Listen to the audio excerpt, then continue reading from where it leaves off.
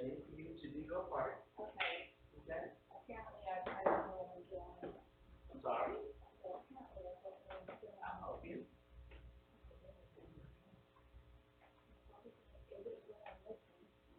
Yeah, it all depends on the, that kind of thing, that like. Okay. Mm-hmm. Yeah.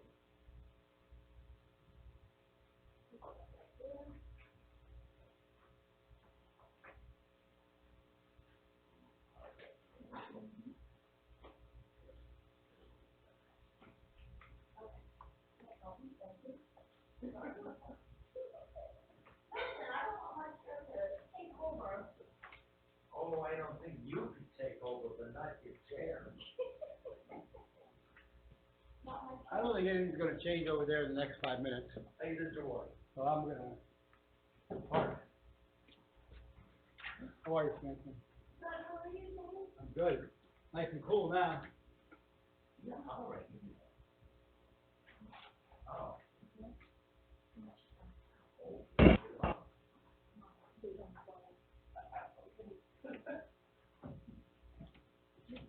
Pretty good for a breakfast custodian, right? Very good. Very good.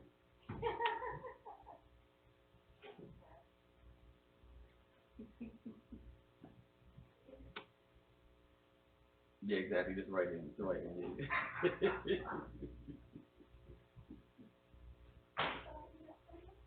Sorry. Yes, everything's ready. Wait for you to do the. Testing.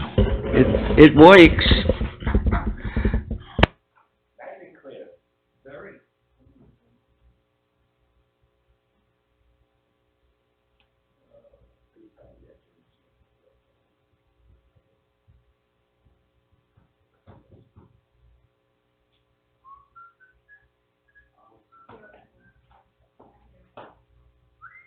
Somebody is trying to understand, right? Or somebody is okay.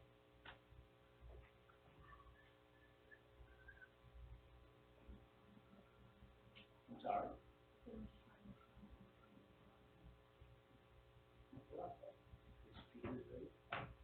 You already got your meeting set? Yeah, I do. And I gotta run a quick second. Okay. Okay. Now, what anybody needs to do, let's turn that on.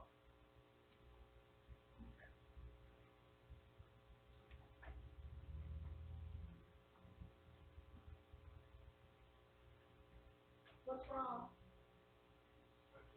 It's already, it's on. The auto open? Yeah. I did it myself.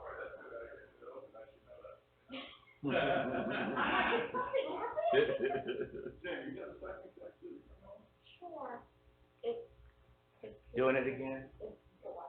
Hey, just so you know how this is gonna work, give you a heads up.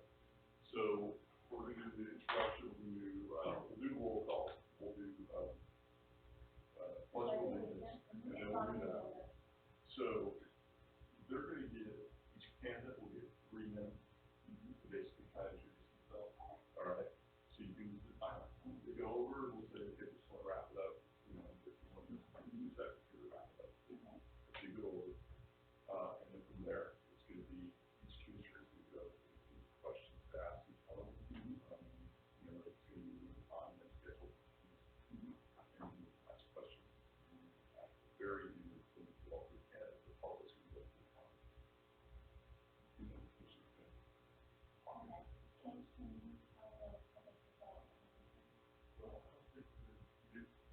Oh, you know, that's good. We will. Yep, I got you. I got you. I'm not, sometimes I think. Are you kind of asleep? It's Friday, this is not my normal. I know, me either. It's a blue device, and it was trying to learn. So, one of the things we're gonna have to learn is not to put it on the system. All the way up, log in, then turn. Because this actually, I did not realize it, it's trying to do it up. So it's actually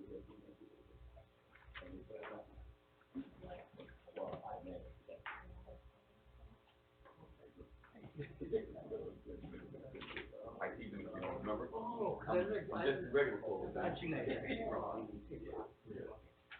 I'm, now I'm trying to get the rest of the job. No, Because, Same last name. oh, okay, Hey, cool. See, we got a, where I thought I had a IT threat today. Yeah, we get them all which is, the thing I like is that you guys are responding, and so when you get them, we see them and we want people to realize it, because it happens in your regular life too, but people don't realize. So that's the key. I'm like, yeah, right, I'm like, and I called the man. Information, I'm like, exactly. Yeah, no, I was like, that just looks funny, and I'm like, and I called the man and I said, all right. And I forwarded the y'all, said, hey, we got it. Yeah, just kill it, just kill them. It's like we get a bunch. Fishing. Everybody's trying to. It was from HR, it was from HR, and I was like, I work for, small and medium large bank. Now, I'm a one-man man. Welcome back. Thank you, sir. How's everything? Hey, I'm too hot right here. how are you? How are you doing? Hey, how's it going? No AC. There's no AC. Well, if it is, the door stuck there all out. So, Hello? Barry. how are you? Hello. So what are we doing now? We're taking a little time to budget.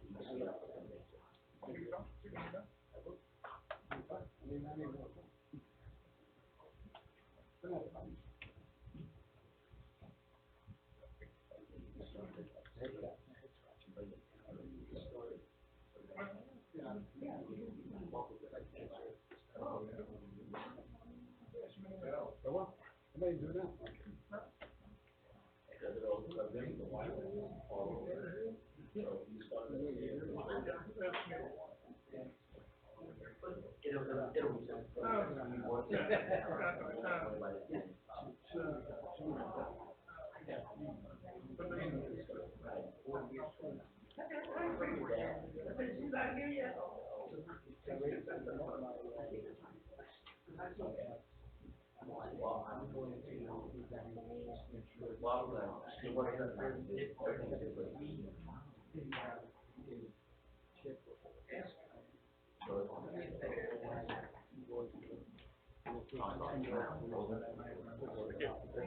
It is, my boss. Yes, I know.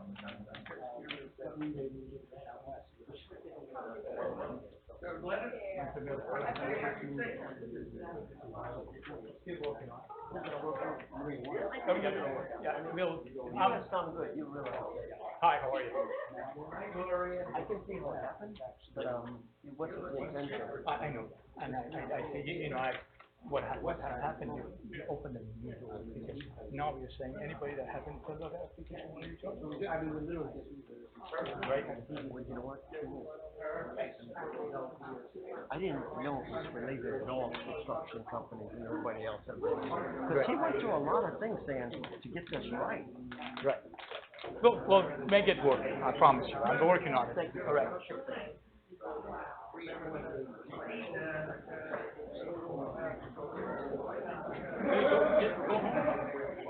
I live in Western, that wasn't enough. I was coming like this, I'm a normal person, they're not back there.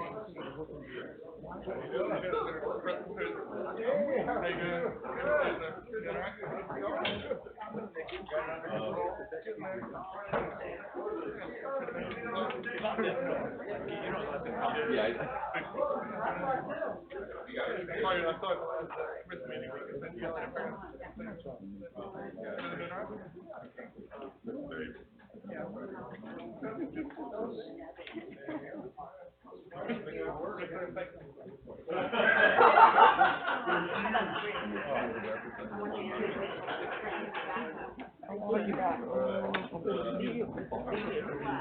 ma'am. How are you? Good to see you. Good, good, Doing all right? I'm doing great. I'm doing great. Especially since that, the arcade. Worried me about that. We went in and took down the well, what we did was we got the tree so fresh. I figured they get laid over. Because they weren't like, it's been like 2 years now. They weren't rooted in. So we had a couple kind of leaves. I'm like, no big deal. Pop it back. So, have a good night.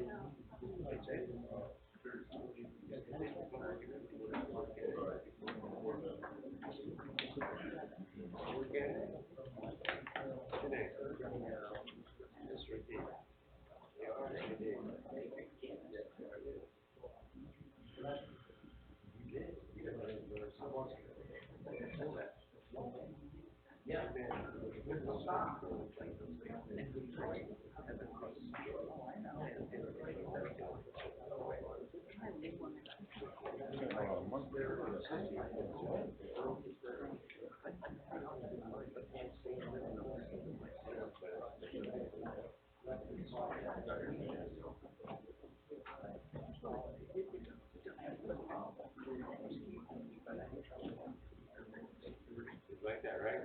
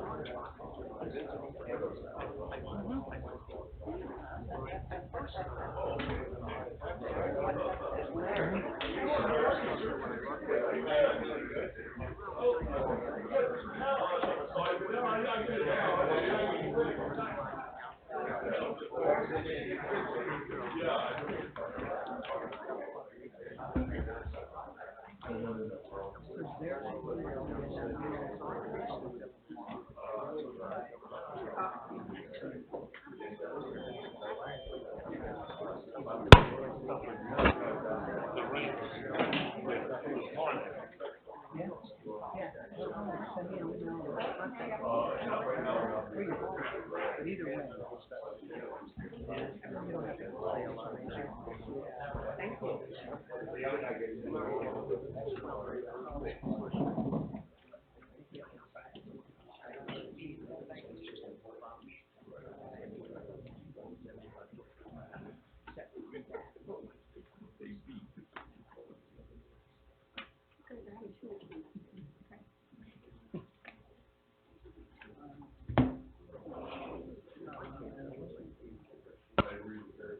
Last night.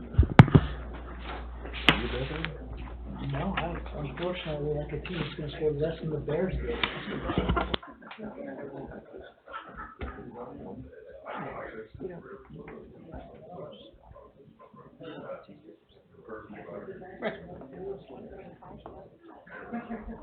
Right. It is. Right.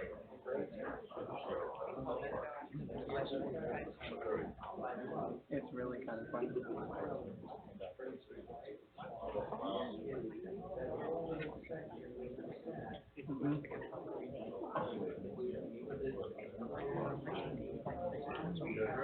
Right.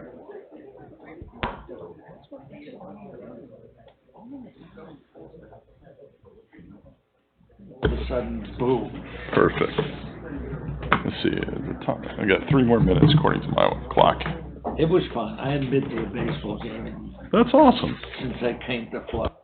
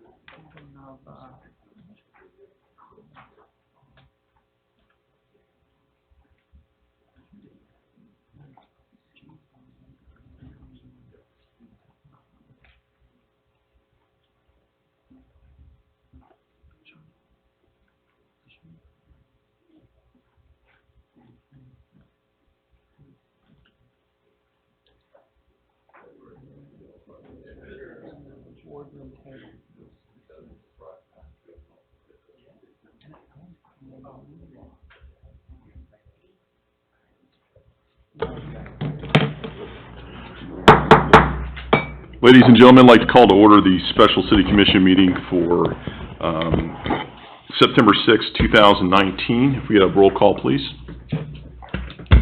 Commissioner Hudak? Here. Commissioner Parnas? Here. Commissioner Preston? Here. Vice Mayor Drosky? Here. Mayor Dan? Here. If we could have everyone please stand for a moment of silence and our Pledge of Allegiance.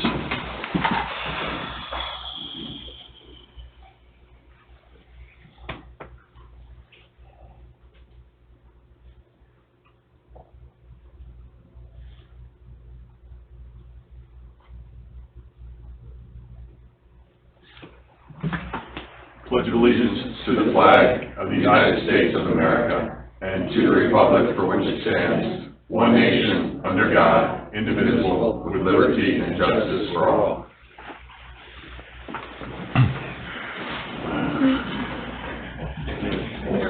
Yes, sir. Absolutely. Commissioner Preston? I just want to say to the public and staff, I had a tragedy in my family on Wednesday. My nephew tragically was shot and killed in Jacksonville, Florida. And although that was the bad news, the good news is what happened after that. Because I would like to say to all staff, thank you so very much for your kind words, your texts, the calls. They meant everything. And I would like to say to my colleagues, thank you so much. In a challenging time, you really find out a lot about the people that you're around, especially those that you work with. And I want to just say, all of my colleagues,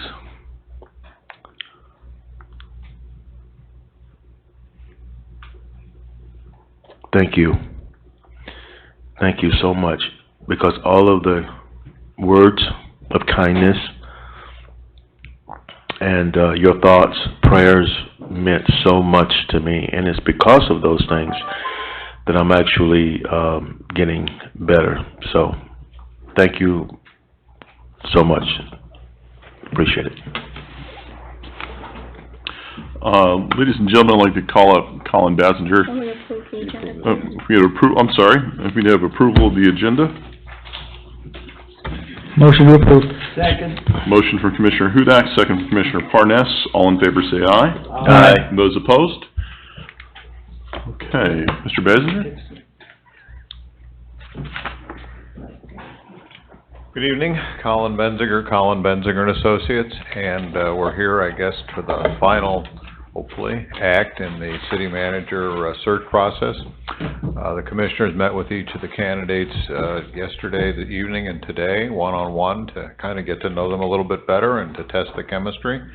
And tonight, each of the candidates will come before the commission one at a time to interview with the commission as a whole. They're technically scheduled for 30 minutes each. However, they are sequential, so if you need more time, you can take more time. If you need less time, you can take less time. The 30 minutes is really just a guideline. What I'd suggest is that when the candidate comes in, and Mr. Sossaman's already here, that the mayor welcome the candidate, give them 2 or 3 minutes to introduce themselves to the public, because the commissioners all know who they are, but many of the members of the public do not. And then the mayor will turn to one end of the dais or the other and ask each commissioner to ask a question. My guess is you'll get through 8 or 10 questions in about 30 minutes. So if you say 2 questions per commissioner and the mayor, that's 10 questions, and that should work out just fine. So whenever you're ready, I'll bring Mr. Sossaman up, if that works for you. Commission, if that works for everyone, my understanding would be that they will have the candidates will have 3 minutes to introduce themselves, take the questions from the commission. After each candidate, we've gone through all 3 candidates, then we're going to open it to the public for public comment. And then from there, it will be the commission's, at that time, the commission's going to discuss what the next steps would be. If we have a candidate tonight, we move forward a candidate. Thank you, sir. Thank you. Appreciate it. First up, we have Mr. Sossaman.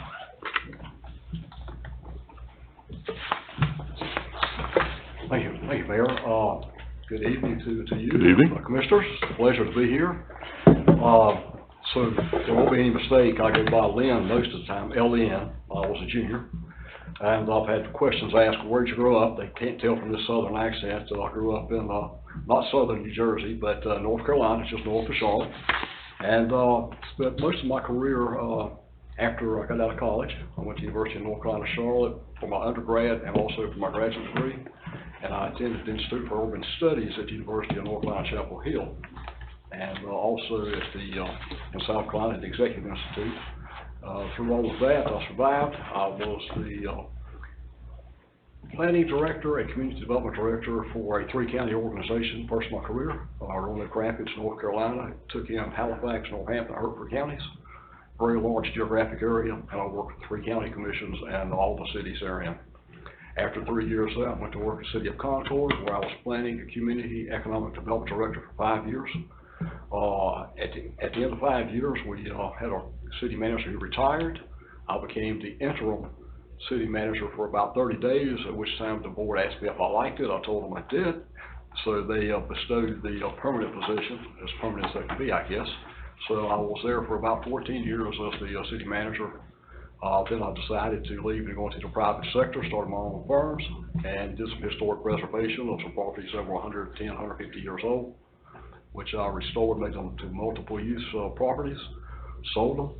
And then I was also at that time consulting with some cities and counties with planning and zoning ordinances, subdivision regs, those types of things. And I had a county in South Carolina, Newberry County, just west of Columbia, that decided to make me an offer I couldn't refuse. So for the next 3 years, I became their county administrator. And I had to leave because my dad took serious ill from mesothelioma, which eventually took his life after about a year and a half. And after that, I took a post here, while I was in the private sector for a while, and took a post over on the west coast of Florida at Hernando County, and finished up there about 6 3/4 years. That's kind of the quick, down and dirty Lynn Sossaman story, sir. Thank you. Commissioner Hudak, we'll let you ask the first question. Sure. It was a pleasure meeting you, by the way, today. So thanks for coming down and thinking of our city as your next place to stay, because we enjoy our city, and I'm glad you had a nice stay as well here. Please give me an example of a case where an elected official suggested you could improve your performance, and what did you do? I've had a mayor in Concord, North Carolina, that his first political position was mayor. He was a retired surgeon, and he suggested to me that I build a golf course. And I said, well, in order to perform it, because it had been discussed before. And he says, I know the board has been discussing it for the last few years, but nothing's really happened. And I said, it's really up to the board to bring it forward.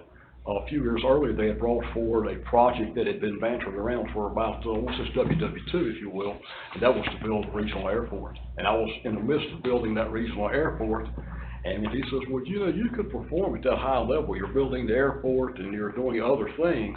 So what I'd like for you to do is to really give serious consideration to it. And apparently, unbeknownst to me, he had talked to some folks at the Charlotte Motor Speedway, which is located inside the corporate limits of Concord.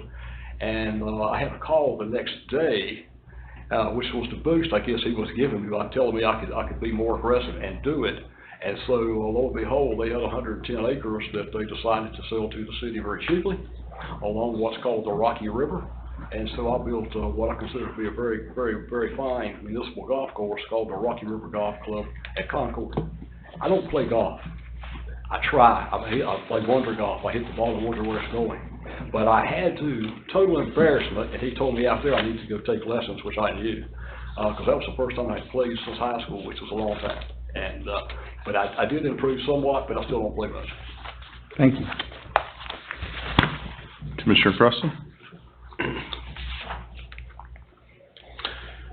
First of all, I would like to thank Colin and his organization for bringing these candidates in front of us.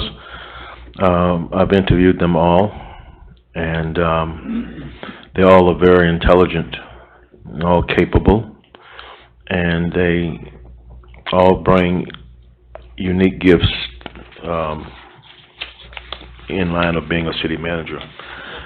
My question to you, Mr. Sossaman, would be this: how can the residents of Deerfield Beach be assured that you will be a thoughtful manager and a fair-minded manager as well? Can you be assured? Well, I'm extremely transparent and honest, ethical. I get engaged in the community. Last year I was successful. I've been a member of the Brooksville Ridge Kiwanis Club for several years, and I've been on this board. And then last year, after leading them through several different, major events, fundraising, because as you know, Kiwanians are all about children. I was selected as Kiwanian of the Year. Total surprise, I was shocked. I mean, I thought there was one or two other people that probably deserved it more than me. They were a lot longer term there. But I get engaged in the community. When I first went to Hernando County, I had a citizen come up at the first meeting, which was my second day on the job, and said, "When are you going to start holding your town hall meetings?" And I looked puzzled, looked at my chairman, and I said, "Well, I'm not sure what the gentleman was speaking of." He says, "Well, we did sort of kind of promise the public that you would hold town hall meetings to see what the heartbeat of the community is." I said, "Okay." So over the next few months, about every 4 or 5 weeks, I had a town hall meeting. I had them in neighborhoods with action groups, if you will. I also had them in churches, armories, community centers, and became very engaged. And I like to do that. I think I'm a people person. I can relate to most everybody. And you would have my word, I would do the same thing here. If you would have me have town hall meetings to find out what the citizens really think about the services, the service delivery, and everything as a whole with Deerfield Beach. Thank you. Thank you, sir. Commissioner Parnas? Please describe to me what you see as the main job of a city manager. First and foremost, it sounds simplistic, but that is to ensure that the ordinances, rules, and regulations, if you will, that are adopted by this board are carried out. Not just in a token fashion, but in its entirety. And because after all, you set the policy, the direction, and it's up to the city manager to make sure that those policies and procedures are followed. Thank you. Thank you, sir. Vice Mayor Drosky?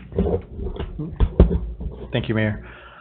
Mr. Stossman, I want to begin by first thanking you for engaging in the process. This isn't, I can imagine it's not easy for you to put yourself out there like this, to be, scrutinized. So I want to thank you for going through the process. I told you last night, at the very beginning of our one-on-one interview, that I have an open mind, that this is not an exercise in futility, and I appreciate you doing this. And the same goes for tonight. So thank you. And our one-on-one interview was wide-ranging, and we covered several topics. But one of the topics that we did not address last night was one of the pressing issues that greatly affects my district and will affect the city as a whole, is the proposed construction for Southwest 10th Street. So I want to know what, if anything, do you know about that project, and how do you intend to get engaged? I would definitely want to get into. I saw there were some different changes that at one time it was thought to be developed one way, and then now it's looking to be developed somewhat differently. And that would probably be unsettling to the business community in that area. I was actually in that area today. I tried to traverse the city from the beaches all the way over to Coconut Creek and from north to south, and I think they're a pretty good job. So I don't have, it's an in-depth study, but I would want to come in and look at the plans before I, gave you a 100% this is the way it should go. My experience in the past is I have cut my teeth, so to speak, on infrastructure. I've built roads and highways and bridges during my tenure at cities and counties.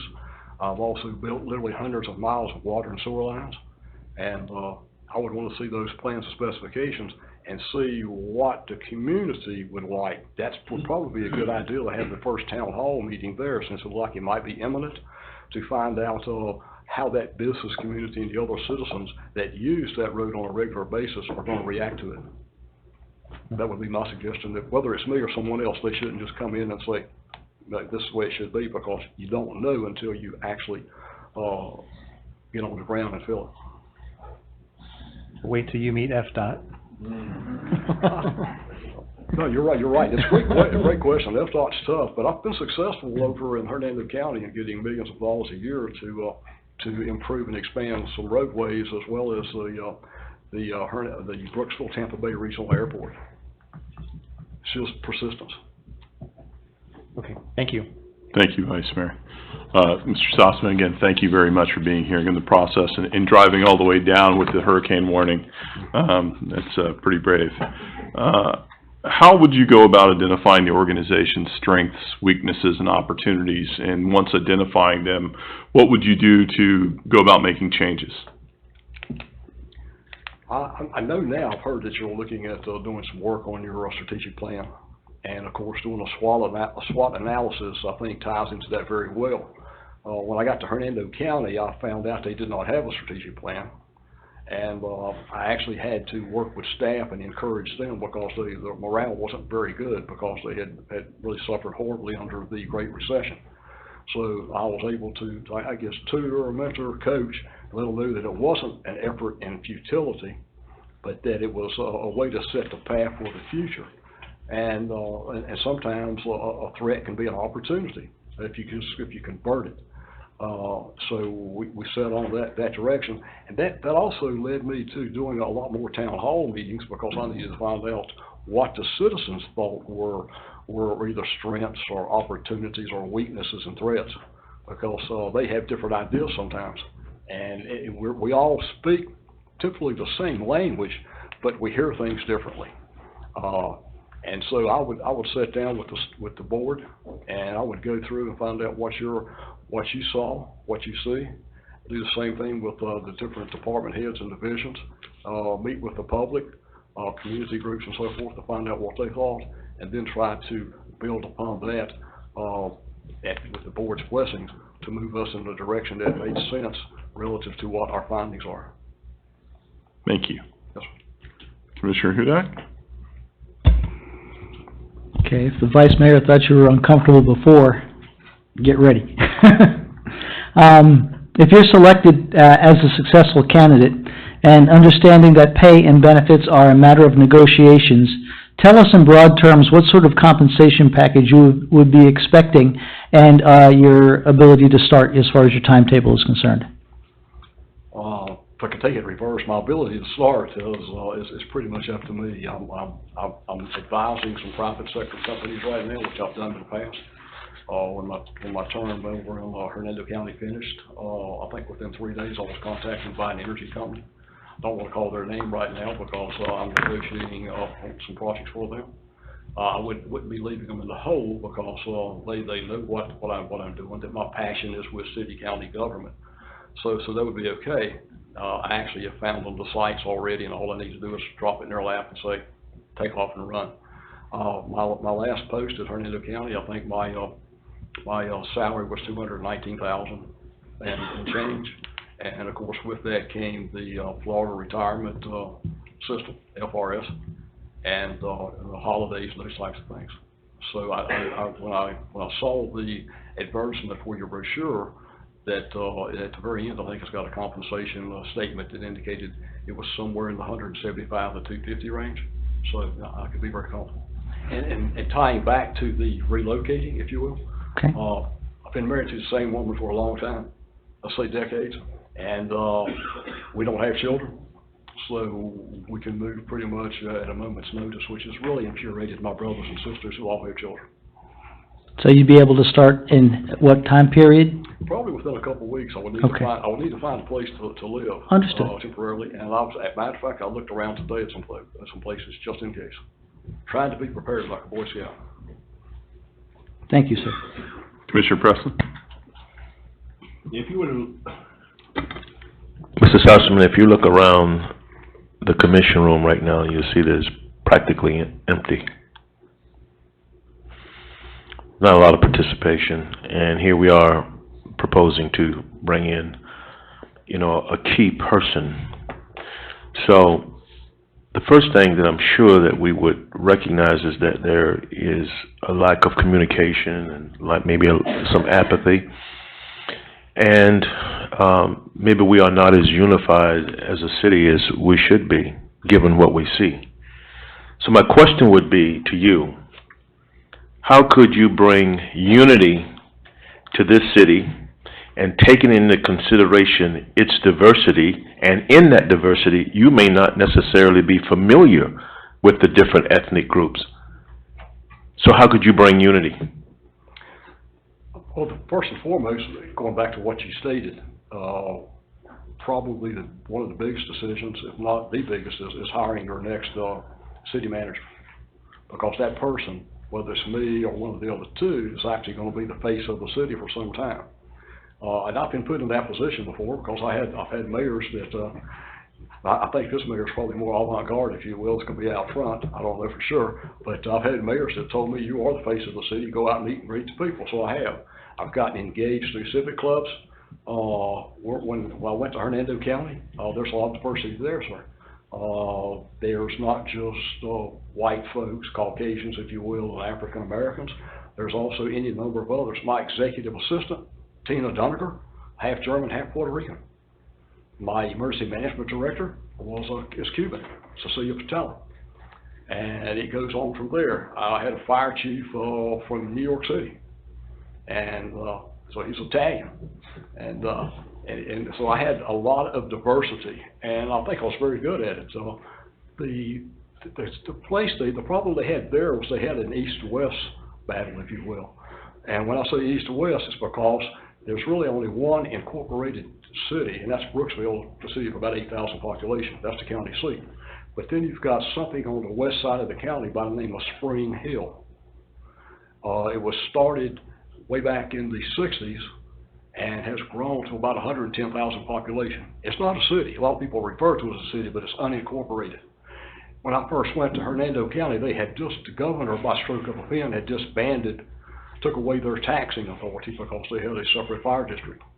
I was told on the first day on the job, well, I knew before then, but they really made it plain. You know, you've got about 14 months before they really expire, and you have to roll their fire department into our fire department.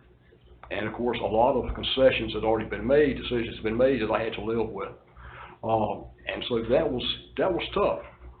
So I got engaged with the firefighters, the EMTs, got engaged with their community because their community was really upset at the commissioners that were actually running that fire district.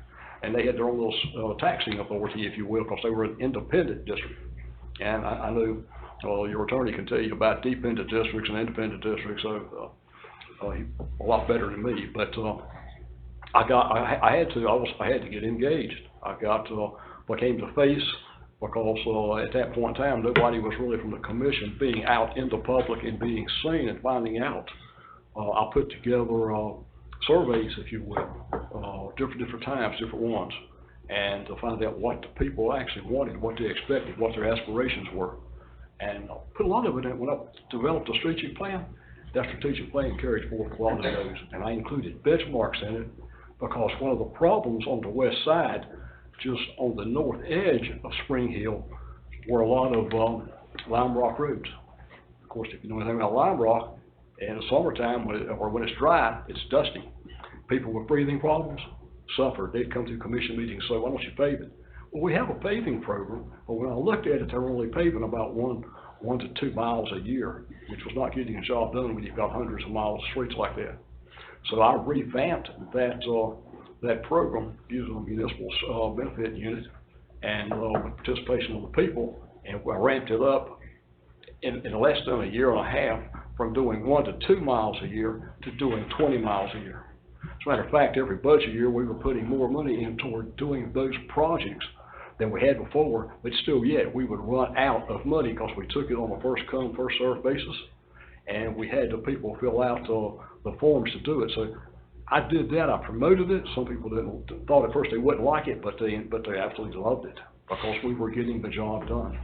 You said that you would engage the people. Well, you know, in the city of Deerfield Beach that it is very diverse. So how would you engage? I mean, give me something definitive. Let's just say in the Haitian community or the black community or the Spanish community, you want to engage them. How would you engage them? You just show up? Actually, in the South Brooksville area, which is part of it's located inside the city of Brooksville, part of it's outside the city, so it's in the county. Forever, those folks complained about their drainage problems. Nobody took them seriously, and they would come to the courthouse, the county government building, because part of it was courthouse, part of it wasn't. And I actually went to their meetings. They didn't think I would because I guess they had the previous manager, who was another white guy, didn't show up. But I went to some of those churches and I listened to what they said. And I put together a best management practice plan to actually address those issues specifically. Created some DRAs, if you will, made sure that they were not unsightly.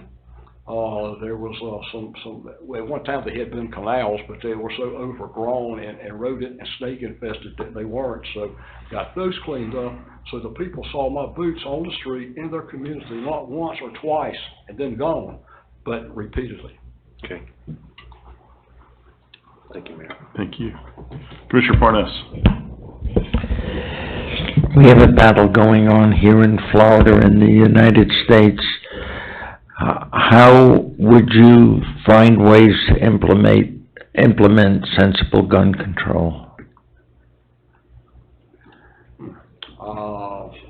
The city attorney's gonna have to tell me whether, but I don't know that you can really address the issue of gun control. I know we had some problems over in Hernando County, even with hunting costs. But I'm gonna pause you for a moment. City Attorney, Yeah, I mean, at the local, currently right now, the current state of law in the state of Florida is that local governments are preempted from regulating firearms, transportation, sale, possession, in those items. That's the current state of the law. I understand that. I would like to know how he feels about it. I think there's, one of the problems I've seen is education. And, in terms of uses of guns, just like motorcycles. I mean, I've seen all over the place you have these signs that say, look twice for motorcycles. I look more than twice, at least I try to. But in terms of guns, I grew up in the South. I was in the Marine Corps, so I spent a couple of years, term there. My dad was in the Army, so I grew up in the country. The town that I grew up next to was only like 1,200 population. It's not a heck of a lot bigger than that now, so there was guns everywhere. But one of the problems, I think, if you look at these shootings, there's always someone trying to figure out what the motive was. They always trying to figure that out. And of course, most of the time recently, the culprit, if you will, the person that's doing the shooting, winds up dead. So they can't interrogate or even interview them and ask them, why, what happened? Did you? There's a lot of folks that think there's a mental illness problem. I tend to agree that, and I think the state of Florida, unfortunately, unlike some other states, has not put enough money toward addressing the mental health, mental illness issues. And I think it's like the guy who had the gun in just recently. He shouldn't have had it. He bought it from a private dealer. I don't want to restrict anybody's rights under the Constitution to bear arms, but by the same token, there ought to be some type of measure, if you will, or benchmark to make sure that people who are about to go off the deep end don't wind up with a weapon of mass destruction. thank you, Mr. Stossman. Vice Mayor? Thank you. Mr. Stossman, there came a time while you were the county administrator for Hernando County that you also became their economic development director. So during that period of time where you served both roles, focusing just on the economic development, what specifically was your role on the economic development team? And because you list a series of companies and achievements, but what was your specific role in recruiting those businesses to Hernando County? Specifically, I went to trade shows. There's a number of them that are held around the country, and Hernando County had not been involved in several of them. When my economic development director left, and I advertised a couple of times to get someone, and none of the commissioners who had sat on some of the committees I had, much less the businessmen, liked any of those, and they knew that I had done some of that type of work up in the Carolinas, where I spent my career before coming to Florida. So they asked me to take it on. I met with the businesses. I put together some incentive packages that were performance oriented. They would have to, over a period of time, it was a 3-year sunset or 5-year sunset. Every quarter we would get their employment reports, which are fairly easy to obtain. And they can't jiggle them, if you will, so they show something or not. They had to not just hire and engage that number of people at the salary levels that they had promised, they had to deliver. And we held them to that. We had some that stumbled. And unfortunately, they had to pay some money back. So that's what my part was. And I met with them. I actually had started noticing that we had some folks that were being recruited, from other states. A couple of states out west that I hadn't really thought about being on the radar, like Colorado and, Nevada, were actually trying to pirate, if you will, some of our folks away. And so I put together not just a recruitment tool for performance, but also one for sustainability. Because I think, maybe it was, Commissioner Hudak, when we were talking, I said it's not just a zero-sum game. If you're out there and you're advertising and you're recruiting for industry to come and locate, you can't gain 100 jobs and then lose 100 jobs, and because you wind up, with a zero. And so my goal was not just to recruit them, but also to retain. And there's a rule of thumb that says if you can engage and encourage your existing industries to grow organically, then actually you probably over the long haul will get more growth out of that. It's almost like buying and holding stocks as opposed to buying and flipping, very often. Who can time the market? But that's what I did. I got engaged. I met with them. I negotiated contracts. One of the last contracts that I was able to put together was for a cold storage facility of 200,000 square feet that would employ 125 people. And the other part of that was that nobody had really paid attention to the Brooksville-Tampa Bay Regional Airport to maintain it and improve it. The ILS system, instrument landing system, was kaput. It was well past its age. It was 30 years old. It should have been replaced 5 to 10 years earlier. I was able to secure with DOT and FAA the funds to go toward, most of them were 80-20 and some 90-10. Of the 80-20, the 80 part and the 90 part being the state and the feds, to actually do those improvements so that I could in turn recruit other industries to locate there. Improving the roadway system through the airport. It was very much neglected. Nobody had ever thought prior to my time to turn it into county public roads. They always referred to them as airport roads or airport streets.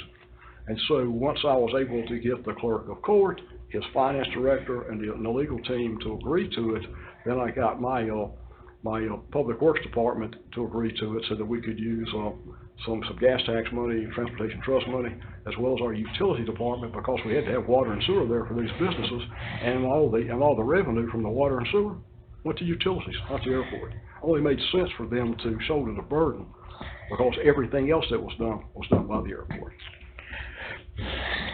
30-second follow-up? Sure. Are you able to quantify the dollars in economic development that you brought to Hernando County during your tenure? And if so, the number that you give us, how do you compute that number? We put that into our strategic plan because I built a strategic plan as a three-legged stool, one of those legs being economics, because Hernando County had a history of being a bedroom community of St. Petersburg, Tampa, and when the Great Recession hit, of course the house building industry dropped off the end of the earth. And so my ticket was we got to diversify the local economy. We got to diversify the tax base. And so we built in some benchmarks.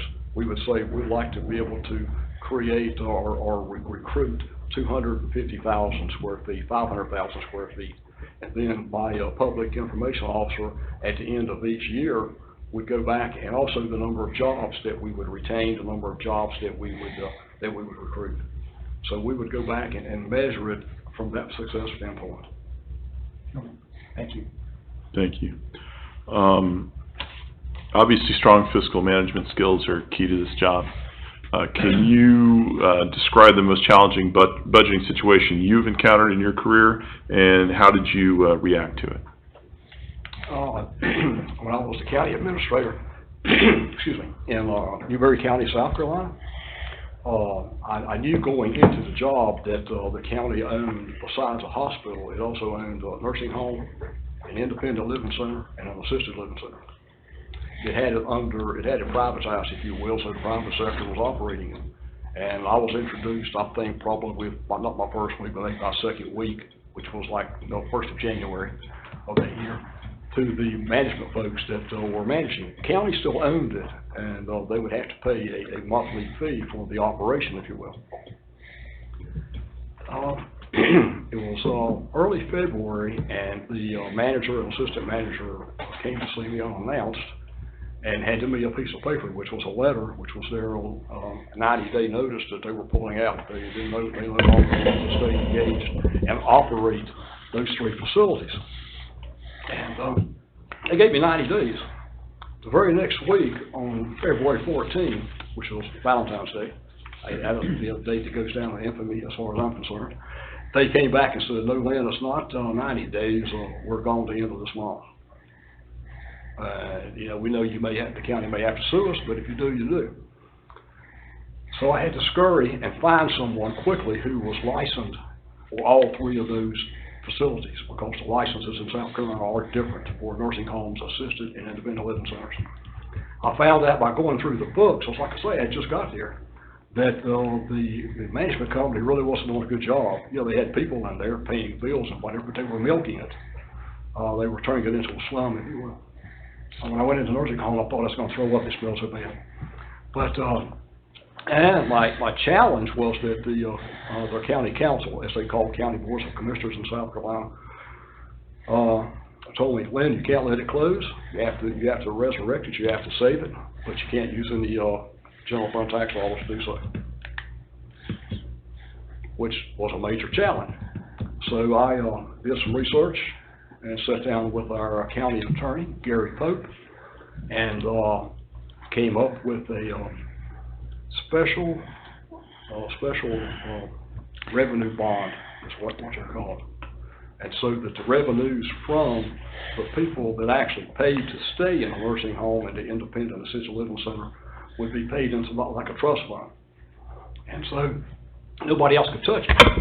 And I set up a reserve account so that it would forever support itself.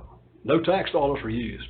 And by doing that, what I did was I found out that the $30 million worth, I think it was around 30 million in round figures, of debt that they had on those 3 facilities was financed at somewhere between 8 to 10% interest. I refinanced it by issuing those bonds, cut the life down to like 24 or 5 years, and got the debt cut down to like 4 3/8% interest, which over the life of them actually saved the county about $20 million. And what was great about that, I mean, it was a challenge, but I got it done in time, was that the hospital administrator came to me and said, I want you to do the same thing for the hospital, which was in good shape. So that was easy. And for that year, our auditor actually put us in, nominated us as one of the bond buyers deals of the year. And well, I don't know if you know it or not, but Bond Buyers, the sister publication to the Wall Street Journal out of New York City, and they evaluate every year all the 12,000 to 15,000 bond issues that are the public entities, schools, colleges, universities, cities, counties, states issue. And every year they give away 8 rewards, 2 for each of the 4 districts. Of course, we're in the Southeast District. We won one of those that year for having they call it the Bond Buyers Deal of the Year. And it's because it was creative and innovative and saved entities. Excellent. Thank you. Yes, sir. Commission, right now it's time for the next candidate. Do we have any other questions before do we want to continue on, or do we want to start with the next candidate? I actually have one other question. Yeah, sure. Go right ahead. Anyone else? Okay. Mr. Sussman, we as a commission are charged with responsibility, and that is to get work done on the behalf of the residents that we represent, because we're spending their money, and so it's important that we get work done. So if you were dealing with a dysfunctional commission, like example, Commissioner Hudak doesn't like Commissioner Preston, Commissioner Preston doesn't like Commissioner Hudak, and the mayor doesn't like the both of us. And then... It's wildly accurate. It's very strange. Commissioner Parnez says, I don't like any of them, and Vice Mayor Drosky says, you know what, leave me out. The question becomes, you're dealing with that. So what's your solution to fix that, to get things done, so we can get things done on behalf of the people? I had that situation in Hernando County, unfortunately. Really? Yes, sir. Which is why I'm no longer there. I mean,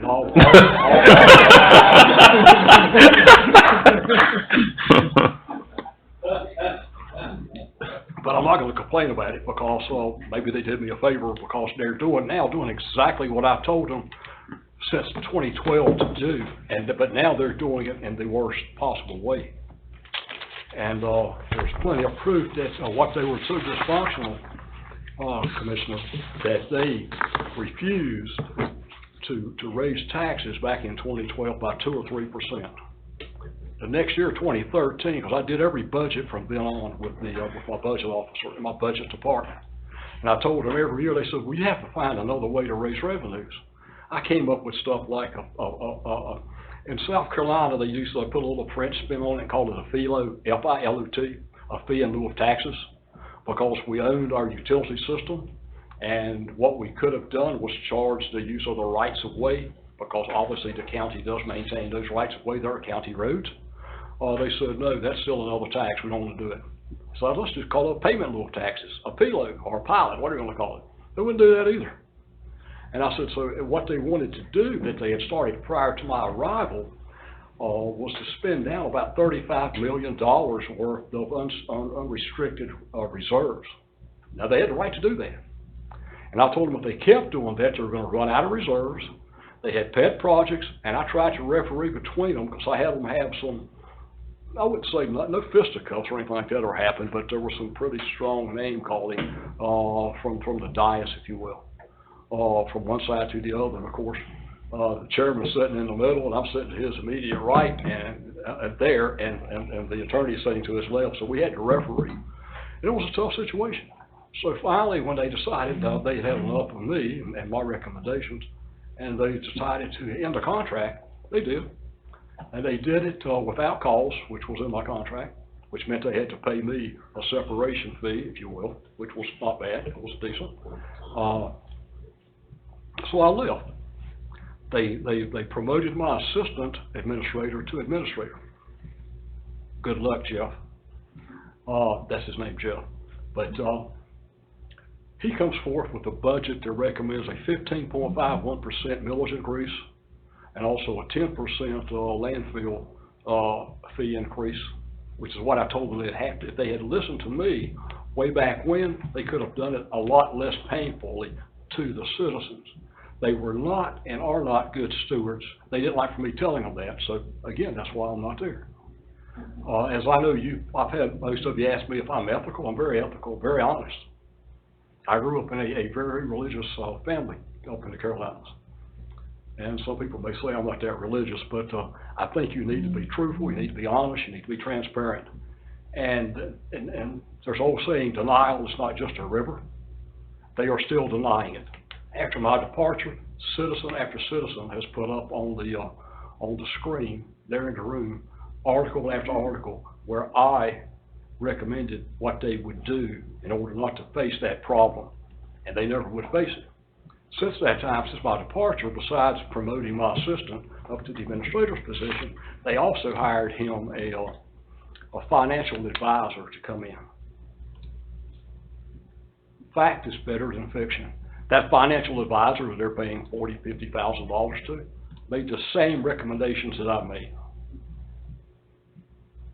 So you can, what's the old saying, you can lead a horse to water, but you can't make them drink. So, I mean, I would do my best to be a referee to try to make sure that the board could get back together, because after all, it represents the community. If the board is fragmented, then that might give people on the outside the impression that the community is fragmented. And I know in the recruitment brochure it says that there's some morale problems with the employees, that there's also some there's not the cohesion, I guess, that you would like amongst the community. And that's why I say the only way to do it is to get, as one commissioner and up in the South used to tell me, get amongst them, let them know that you're for real, that you care, because if you don't, they're not going to believe you care. Thank you. Yes, sir. Thank you. If you'd like a minute to wrap up. Okay. First, I'd like to say, thank you all for your hospitality. It was great meeting you yesterday, and again today. I like the little one-room schoolhouse. It's kind of strange. My grandmother went to a one-room schoolhouse, and it was still standing a few years ago. And she's been gone a long time. But I've enjoyed it. I do want to be your next city manager. I think I will do you a good job, without a doubt, in my mind. And if I get the phone call that says, congratulations, let's work on a contract, I'll do my best to work one that will be hopefully fair to both parties. And I think I had the question asked, well, where will you live? I said, I live here in Deerfield Beach, because the people need to know that I'm living amongst them, if you will. But it's been a pleasure. Thank you so much. I want to be your next manager. Thank you, sir. Thank you.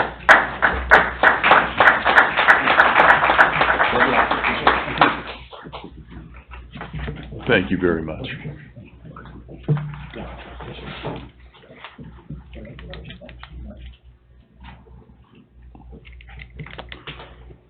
Next, I believe we have Mr. Link.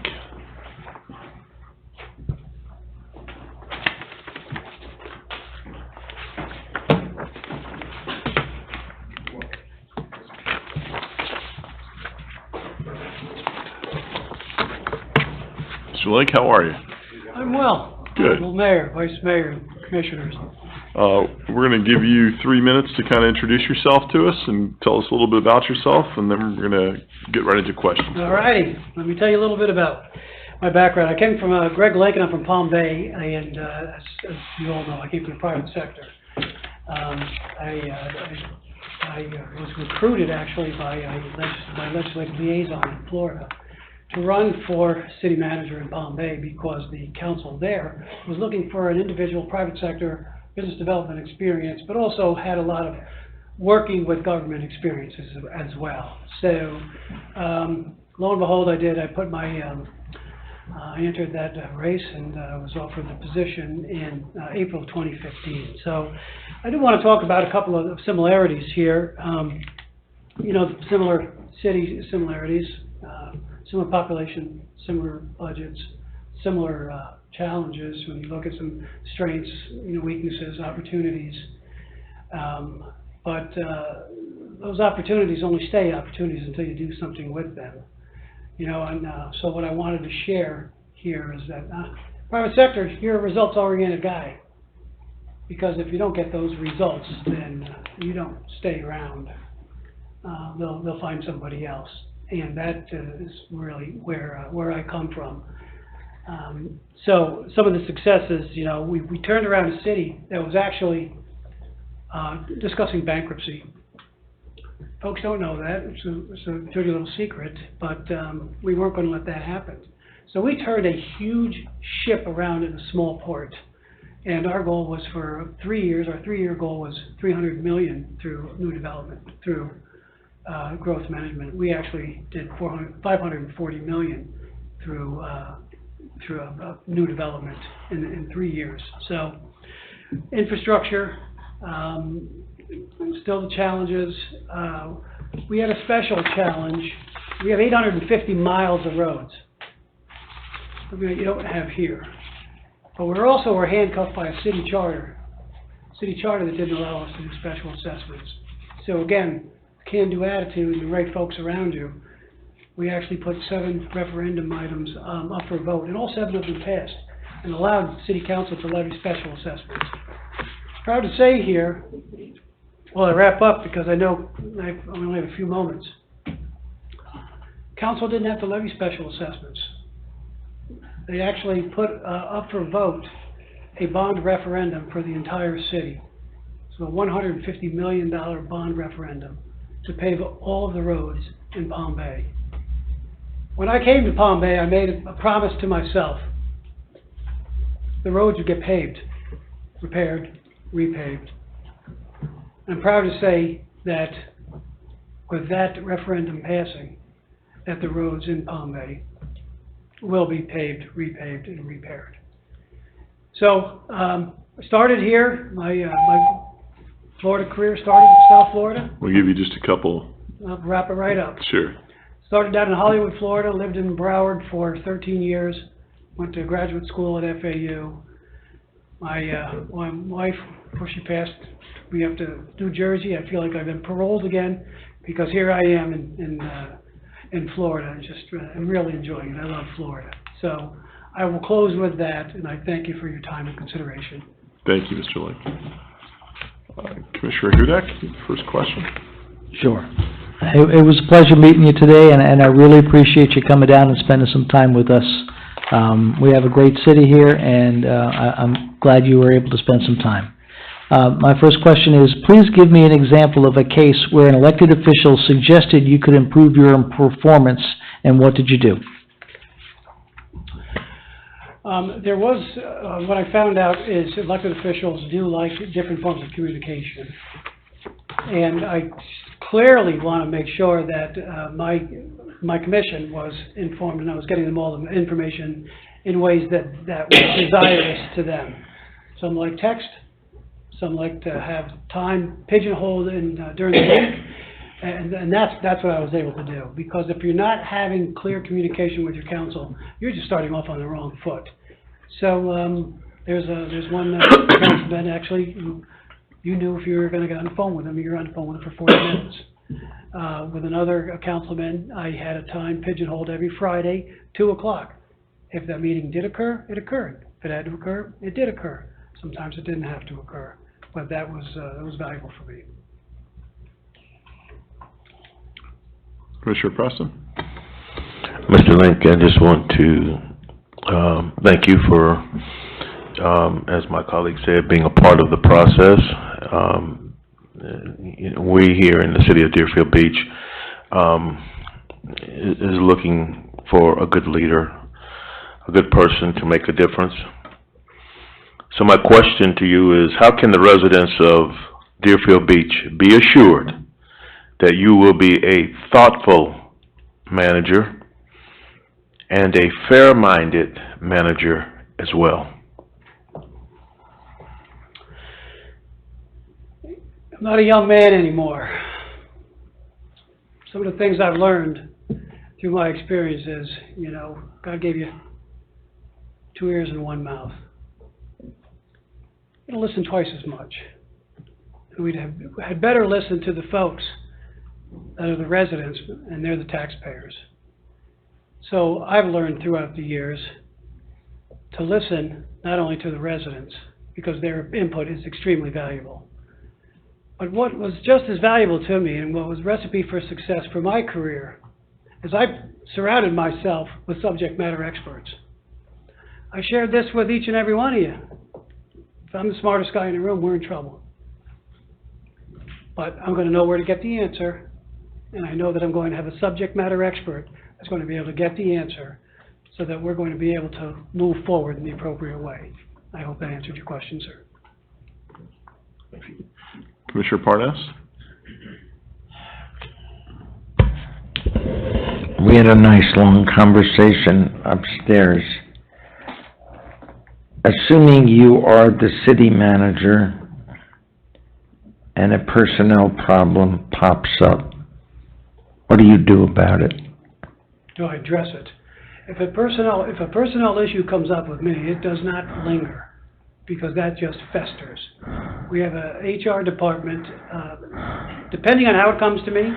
If it's a director, I would assume that a director would tell me about a personnel issue, then we would have to get HR involved. No ifs, ands, or buts. We have subject matter experts, you have an HR department, and we have attorneys on staff, and we need to proceed in the proper way, because we will not expose the city in any liability. Thank you. Vice Mayor?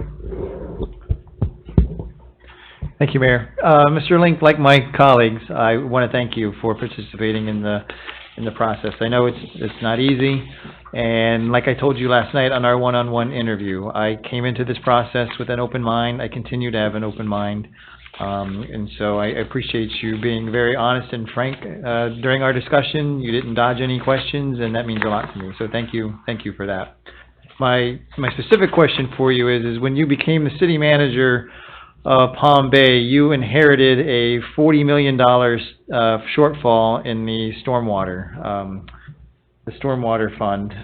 What specifically did you do to address that problem, and what was the outcome? Well, We weren't going to close any more roads, that's for sure. That's a public safety nightmare. We were closing roads because of that $40 million challenge. Our challenge was because of our city charter, we could not collect stormwater fees. They were voluntary pay. So you could get an invoice, and if you sent a check with that invoice, then we thank you for your payment. However, there were many that chose to not pay it, and there was no legal recourse. We couldn't put liens on the property because we were, again, handcuffed because of the city charter. That ultimately changed. We met, we had a city charter of a review committee, and we met and we put those seven items up for referendum, and all 7 of them passed. And it was brilliant, and the marketing was very good. Part of that was the ability to levy special assessments. It was no different than the stormwater fee, from us sending an invoice and collecting only about 1/7 of what was being billed. We were able to now place it on the tax bill, and we were able to collect the every nickel from everyone for the stormwater. That was $11.5 million annually. So what we did, we came up with a 5-year plan, sir, and we were going to fix that $40 million hole, and then we would be able to eventually reduce the stormwater fee to the maintenance level of about $6 million annually. I hope that answers your question. It did. If I may follow up, Mayor, where, upon your exit from Palm Bay, where did the stormwater fund stand? Where were you in that 5-year plan? We were in the 2nd year, so this October 1 would be the 3rd year. All right. Thank you. Thank you. Mr. Link, how would you go about identifying an organization's strengths and weaknesses and the opportunities that exist? And what would you do to, once identify them, how would you make changes? Number one, you got to spend time with folks. When I came to Palm Bay, I spent an enormous amount of time with my directors. And I was very clear about what my expectations were. And it didn't take very long until there were some, well, let's call them problem children, and things that weren't getting done properly. You know, one of my 3 favorite words are communicate, communicate, communicate. And I expect my directors to communicate up to me, and then I need to communicate to my board. So we had some challenges with communication, and we also we had some challenges with folks that I felt were in over their heads. And it didn't take long to really be able to identify those areas. Quite frankly, one very specific area, Mayor, was an individual who was in charge of a very important department, was placed there and was in way over their head. And I actually tried to tell the person, you're in over your head. Why don't you just step back to this position? You felt you weren't mentored properly, you didn't receive the right trainings, and you don't have enough experience for me. And the person said no. Well, the person was fired because they were an at-will employee, and that's just that's how it went. I tried to work with the individual, wasn't going to happen. But for me, it's not going to take long to get to know folks. And if you ask a lot of questions, there's questions that can be asked. The same question can be asked the same way. I think you can ask the guy to your right. A good attorney will do the same thing. So you better be getting the same answers. And if you're not, then I'm going to keep on asking questions. It won't take long to identify. Your staff is your greatest asset. But the right staff is your greater asset. Thank you. Mm-hmm. Commissioner Hudak? If you're selected as the successful candidate, and understanding that pay and benefits are a matter of negotiations, tell us in broad terms what sort of compensation package you would expect, and when would you be able to start?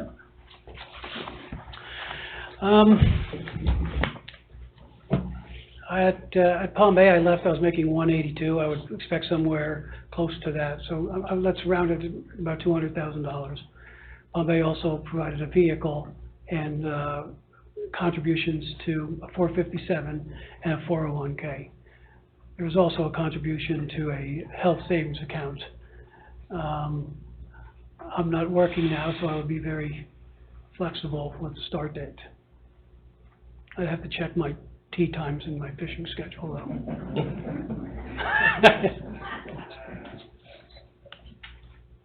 Commissioner Preston? Mr. Link, if you look around this room right now, I think it would be very easy for you to come to the opinion that, you know, that the city of Deerfield Beach is not represented right now. I mean, it's just a few people. These are the faithfuls. So obviously that presents itself with some challenges. So the question would be, how could you, as city manager, bring unity to this city, taking into consideration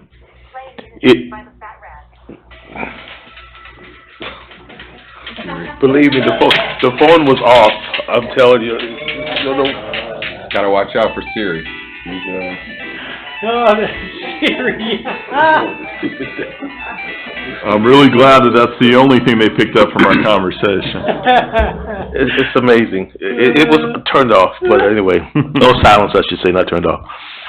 So the question is again, how could you bring unity to this city, taking into consideration its diversity, but now a diversity that you are not familiar with?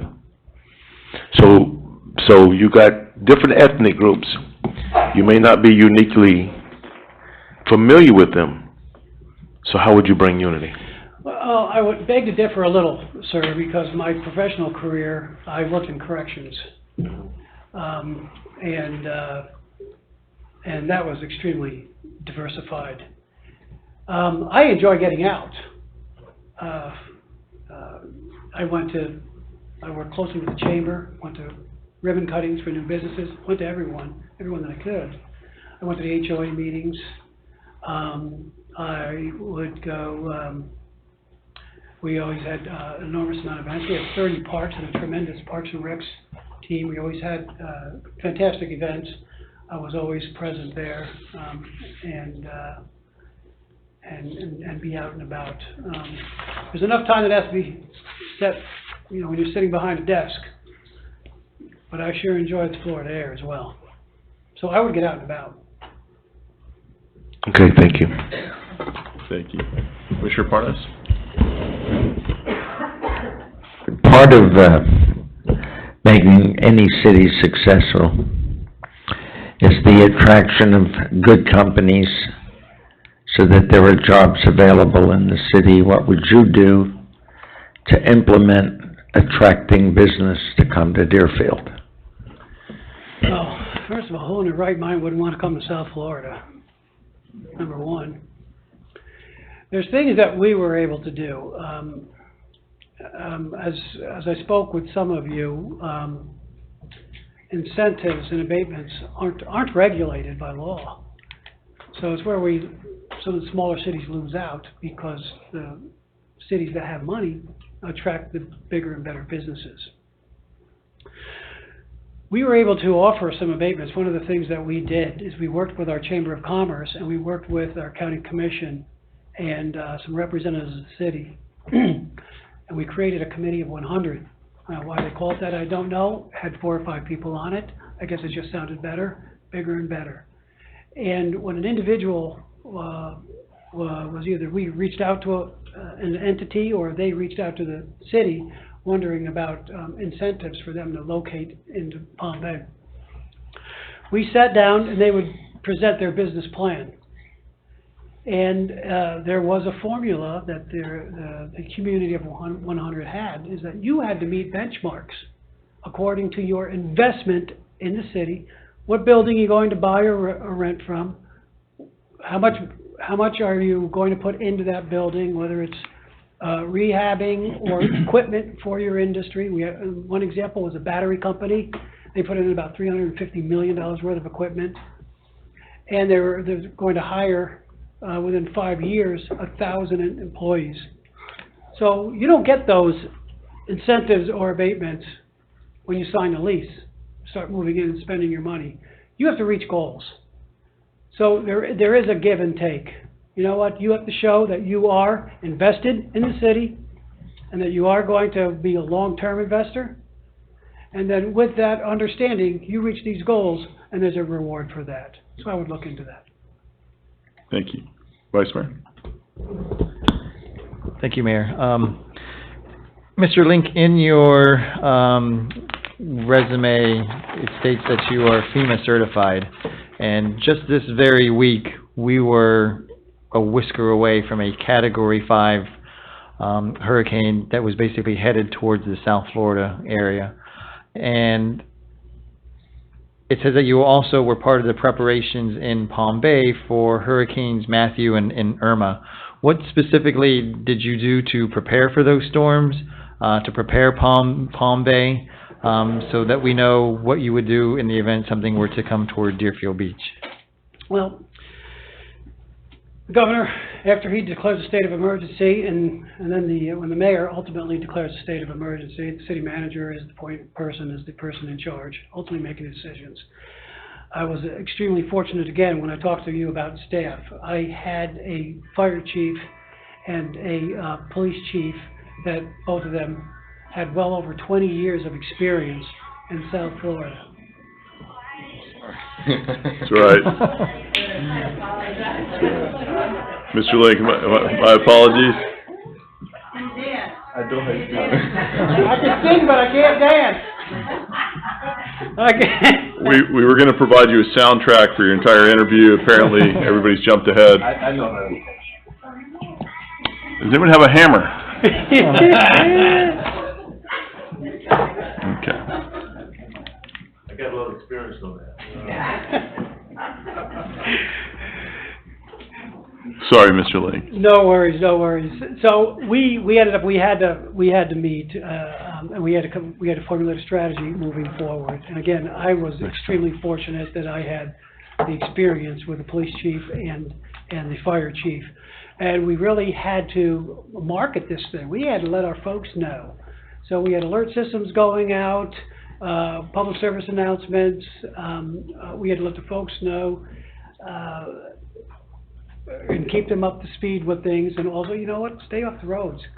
You got to stay off the roads. The winds get 50 miles an hour. You're by law not even supposed to be on the roads.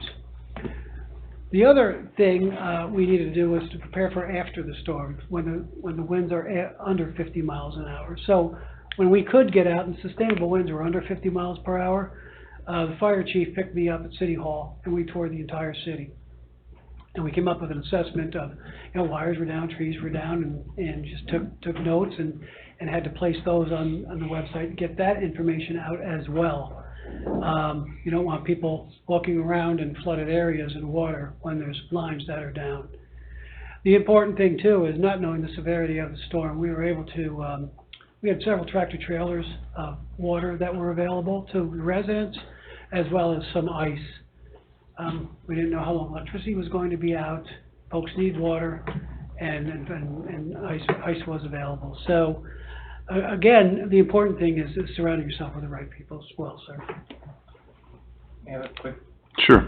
Well, I don't promise it's quick, but may I have a follow-up question? Here in the city of Deerfield Beach, after Hurricane Irma, it was not a hurricane for us. It was a tropical storm. But nevertheless, it caused a lot of tree and debris in our city, and it took us close to 2 months to collect all that. And we were in a unique position because we are our own hauler, so we were unique from the other cities that were around us. Other cities took 3 months or longer. The Keys went to Christmas and beyond. What was the cleanup effort in Palm Bay after Hurricane Irma? And, how did you lead that effort? Was it through city resources, or did you contract with vendors? How did you address that in Palm Bay? Because I'm sure it was similar, if not more, than what we experienced in Deerfield Beach. Oh, yeah, and actually Irma, which we thought was going to be less damage than Matthew. We thought Matthew cleared out a bunch of the debris. Well, Irma really is the one that cleared it out, but it did take us longer. It took us about 3 months to clean the debris. We had contracts that we could pull off the shelf and we had to just enact and give them notice. So we did contract out the debris to a debris collection agency, and there was also another agency that monitored that company because of the specifics behind it. Is these trucks are all weighed empty, then they're weighed full. It all goes by, tons of debris, and that's how they make their money. So it was a two-part process. They collected debris, they weighed the debris, get it confirmed, and then they get rid of the debris. And it was about a 3-month process for us, sir. Thank you. Thank you. I could answer. I could be on that road all night, but I'll stop there. What is your philosophy for developing and implementing a budget in a city? Yeah. The city has been around for a long time. And I know that folks look at zero budgeting. And it was discussed in Palm Bay, and I said, well, every department had a maximum that they could spend. And I'm sure that we know what that maximum is here. So when we started the budget process, and that, by the way, that maximum didn't increase for 7 or 8 years, and probably still has not increased. So if that department wanted something, it really had to make a hard sell. You had some unfunded mandates, or they're coming from the state or somewhere. Some of the other unfunded ones, what we did for budgeting was healthcare. We had almost a $2 million increase in healthcare costs without hiring another employee. We went self-funded and saved millions. So my philosophy for budgeting is you have a benchmark. Now, I would look at it because I could tell you that there's probably some things that are savings, and then I'll give you a couple of examples. Within 6 months, I refinanced some bonds. The immediate annual savings for that was $800,000. Now, because we have a police force, we have 166 police officers, and every single one of them can take a police car home. We have a police car challenge. So instead of, we spent and we bought police cars with that $800,000. However, over the life of that bond, we saved about $7 or $8 million. So to me, budgeting is much more than just looking at what we're doing for that fiscal year. Budgeting is also looking at what can we do to save money now, and what can we do with that money. I hope that helps, sir. Thank you. Commissioner Hudak? Why do you feel you're the best person for this opportunity?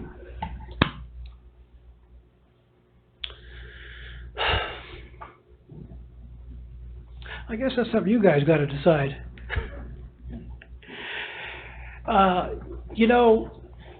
Number one, there's a couple. Number one, there's a couple things that I firmly believe in myself. I grew up, I was a jock, and I do what I have to do to succeed. And when you put the right team together, you are going to succeed. I did it in the private sector, I did it in the public sector, and I'll do it again wherever I go. I'm not going to fail. Commissioner Preston? Mr. Link, as you well know, that this commission is charged with the responsibility of getting work done on the behalf of its constituents. And that's a great challenge in and of itself. This is, anytime we talk in fiscal terms, this is the people's money, their hard-earned money. And we all should take it serious. I'm proud to say that I believe that every person up here does take it serious. But what if you knew definitively you were dealing with a dysfunctional commission, and you knew that the people on that commission do not like each other, and because they don't like each other, they can't get any work done on behalf of their constituents? What do you do to bring a solution to that problem? I'm a fairly forthright individual, and I understand that there's going to be issues that commission will not agree on. That's why you vote, but that's why there's 5 of you. When it comes down to civility, I'm hoping that we can have the kind of relationship that I can talk to each and every one of you and have that kind of conversation. We can agree to disagree, but we can certainly be professional and civil with each other.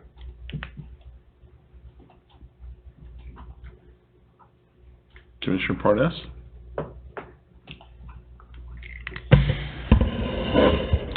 How would you handle a situation where your skills and background on an issue totally is opposite of the commission?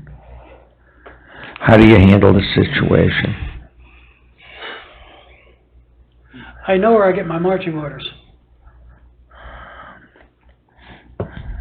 And if it's the commission's desire, and it's the commission direction, so be it.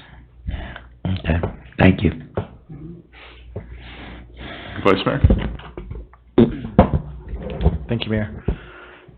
Mr. Link, when you started in Palm Bay in 2015, one of your goals in economic development was to set a 3-year plan with $300 million of new business, with 20% of that being commercial. What did you specifically do during that 3-year plan to recruit that economic development? And what were the results at the end of the 3-year term? I prayed and groveled. Actually, it was actually very structured. Well, we looked at our land use. We had to change some of our land use. The city council actually went through and did an entire, something that was sitting on the shelf for 8 or 10 years, sign code. There's companies that will not move into your city because of a sign code, because they can't, their policy is to have a code 10 or 12 feet or a certain size. So we revamped the entire sign code. We also, and God's honest truth, we went through our, Palm Bay is 100 square acres. It's a very large city, 6th largest city landmass in the state of Florida. And it's only probably about 30% built out.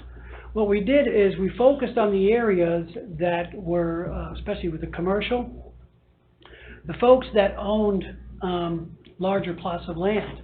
We contacted them.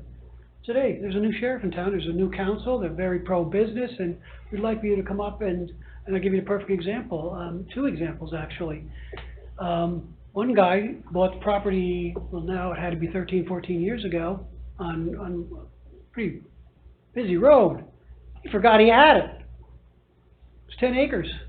He's currently building a 129 unit apartment complex there. And then there was another individual that was in our CRA, and we were able to do additional things because of the options that are afforded at a CRA. We were able to do some things with him. We had a very bad flooding issue, and we said, come, we're going to work with you, we're going to help you. It was about the abatement issue as well. We actually had some CDBG funding to help clear some of the old debris off the property, up to the tune of about $100,000. And he also agreed to help, he would take the stormwater off of that area. There was a trailer park that flooded, it was terrible. But we fixed that problem. So we actually went in and contacted people that had larger tracts of land, 10 acres or more, and said, come on up. You know, Palm Bay is on fire, and it truly was. It's an extra effort, but it got things done. Okay. ask a follow-up question, Mayor? Yes, you can. So you threw out CRA, so I have to seize on that. I knew I shouldn't have done that. City of Deerfield Beach, we have a CRA. The CRA in Palm Bay, my understanding that is a more distressed area. And tell me, what did you do during your term in Palm Bay to revitalize your CRA district? Well, there's that one area, the one I just told you, it's now about 330 unit apartment complex. It's just being constructed right now, and that's phase 1 of 3. He's also going to put 2 hotels. I should back up, because at the far southerly end is our largest employer. They have 3,500 employees, and they use this tract of land as a speedway to get out of Palm Bay. I said, well, we got to put something there to stop so we can get foot traffic going through. So when we work with this same developer in the CRA, he has three plans. He has 3 phases. We worked with the developer because we understood about millennials as well and what do they want. So this developer is catering to some of the millennials so they can live, work, and play in the same area. Phase 2 is going to be a hotel for people to fly in to that entity, and then there's going to be some retail there as well. He's actually so successful right now, he bought a plot of land across the street, and he's going to develop that as well. There's another plot of land. It was an old Winn-Dixie that blew down in the hurricane in 2004, right on US 1, right on the highest bluff. It's just a beautiful piece of land. I took some heat over it, but we had to clean it up because the guy, the code violator, he left his debris everywhere. He cleaned it up, but he did a terrible job. It was such an eyesore in the CRA. I said, well, what can we do to incentivize this guy? He had $100,000 worth of liens. Because of they mount up daily, the fines, it was up to $1 million. And when you go in front of the code board, what's going to happen? You're going to go back and forth and banter, okay, give us $500. No, we're not going to do that. So what we said, we'll clean it up. We'll clean up that property. However, the city gets to use that property for a First Friday event for 3 years. So we did. We forgave him that. No, let's not talk about the $1 million because that's paper money. We forgave him the $100,000 in code violations. We cleaned it up. It's a beautiful piece of land. And today I'm proud to say that he has got his act together and he's going to be building townhomes on the highest bluff on US 1. So that was one thing we were able to do. I also believe in land banking. That's one of the techniques in the CRA. So in other words, the challenges in the CRA when you have these vacant properties, and they can be, you can have 4 or 5 pieces of property that are next to each other. A developer doesn't want to come in and deal with 4 or 5 different people. He wants to deal with one person. So a technique in the CRA is to do land banking. The CRA can purchase those pieces of property and put them together and then offer them as one piece of property to a developer. We're able to do that as well. I hope that answers your question. When you figure out what millennials want, let me know because I know. I'm out of here. Along the same lines, you're talking about growth and development. How do you protect the character of a community while permitting acceptable growth?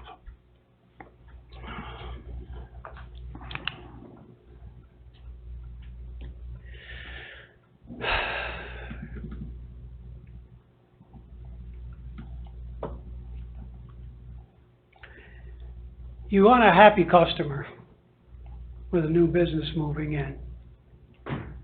But you also, the folks have to understand that there's folks that have been there before them and have an established community. And I'll give you a very specific example. We had to forfeit a project, and it was on one of the main roads, because it was offset by about 2 blocks off of one of the main roads. They had a major workout facility and a major grocery store committed to this property, but they needed a light. So when Public Works says that the lights are too close, and they were very close. Lights is a certain distance between stoplights. There's recommendations, and you can make some allowance, but they have to be reasonable. So the company, the developer came into P&Z. The folks came in with their red shirts on, made it known, very well known, that they did not want this in their community. And it didn't pass. And it didn't pass at P&Z, and it did not pass at council. So, you know, there's a right way to do things, and there's a wrong way, and there's a right place to do things and a wrong place. So no doesn't mean we don't want you here, but no might mean it's just we got to find a better spot for you. Okay, thank you. Commission, we're over time, but I don't know if you have any more questions you want to keep asking, Mr. We're going to give you a couple minutes to a minute to wrap up. Well, I really appreciate it. This was something that's speed dating on steroids, man. I got to tell you, it's really cool. You get to meet some really nice folks, and you have a big job ahead of you. Not only with selecting the city manager, but also, you know, being the overseers for Deerfield Beach. So I just thank you for the opportunity. I wish you all the best. Good luck, you know, in your selection. I wish you nothing but the best, man. And thank you again. Thank you very much, Mr. Link. Appreciate it. Take care now. Mr. Santucci. Did anyone else want to play any music before we get started with the next? Anyone else? I'm sure. It scares me to think what's on Vice Mayor Drosky's phone that I could actually listen to. I'm not sure. 5 different versions of the FSU fight song, I'm imagining.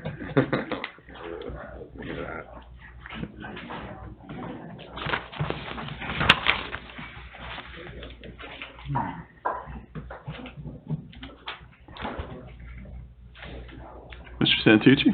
Good evening, Mayor, Vice Mayor, City Commission.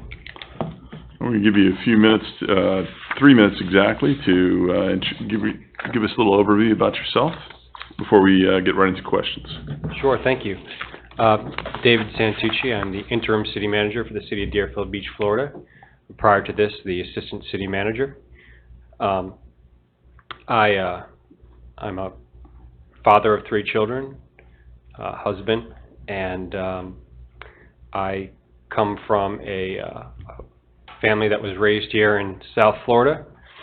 Grew up in Coral Springs, Florida, and attended Coral Springs schools as well as Boyd Anderson High School. I graduated from Taravella and went off to Florida State. Did not graduate from Florida State. Came back home, worked on some schooling, 4 years out of high school. Saw that I had spent 4 years dabbling in school and working at the same time, and made a decision that it was time for me to, 4 years went by very quickly, and still didn't have a degree or really didn't really know what I wanted to do with my life at that point, so I'd made a decision to join the military and join the Marine Corps. Spent 4 years in the Marine Corps, and when I got out, I had some school under my belt, but I went back to school, while at the same time getting married and having children. Graduated summa cum laude from Florida Atlantic University, while working a full-time job, having 2 small children and a family at home. I got into government, I would say, with the Marine Corps, and from there excelled through the profession of procurement, and getting here as the purchasing manager. They're expanding my duties to include purchasing, construction, facilities management, city clerk's office, ocean rescue, law enforcement, fire rescue, and emergency management.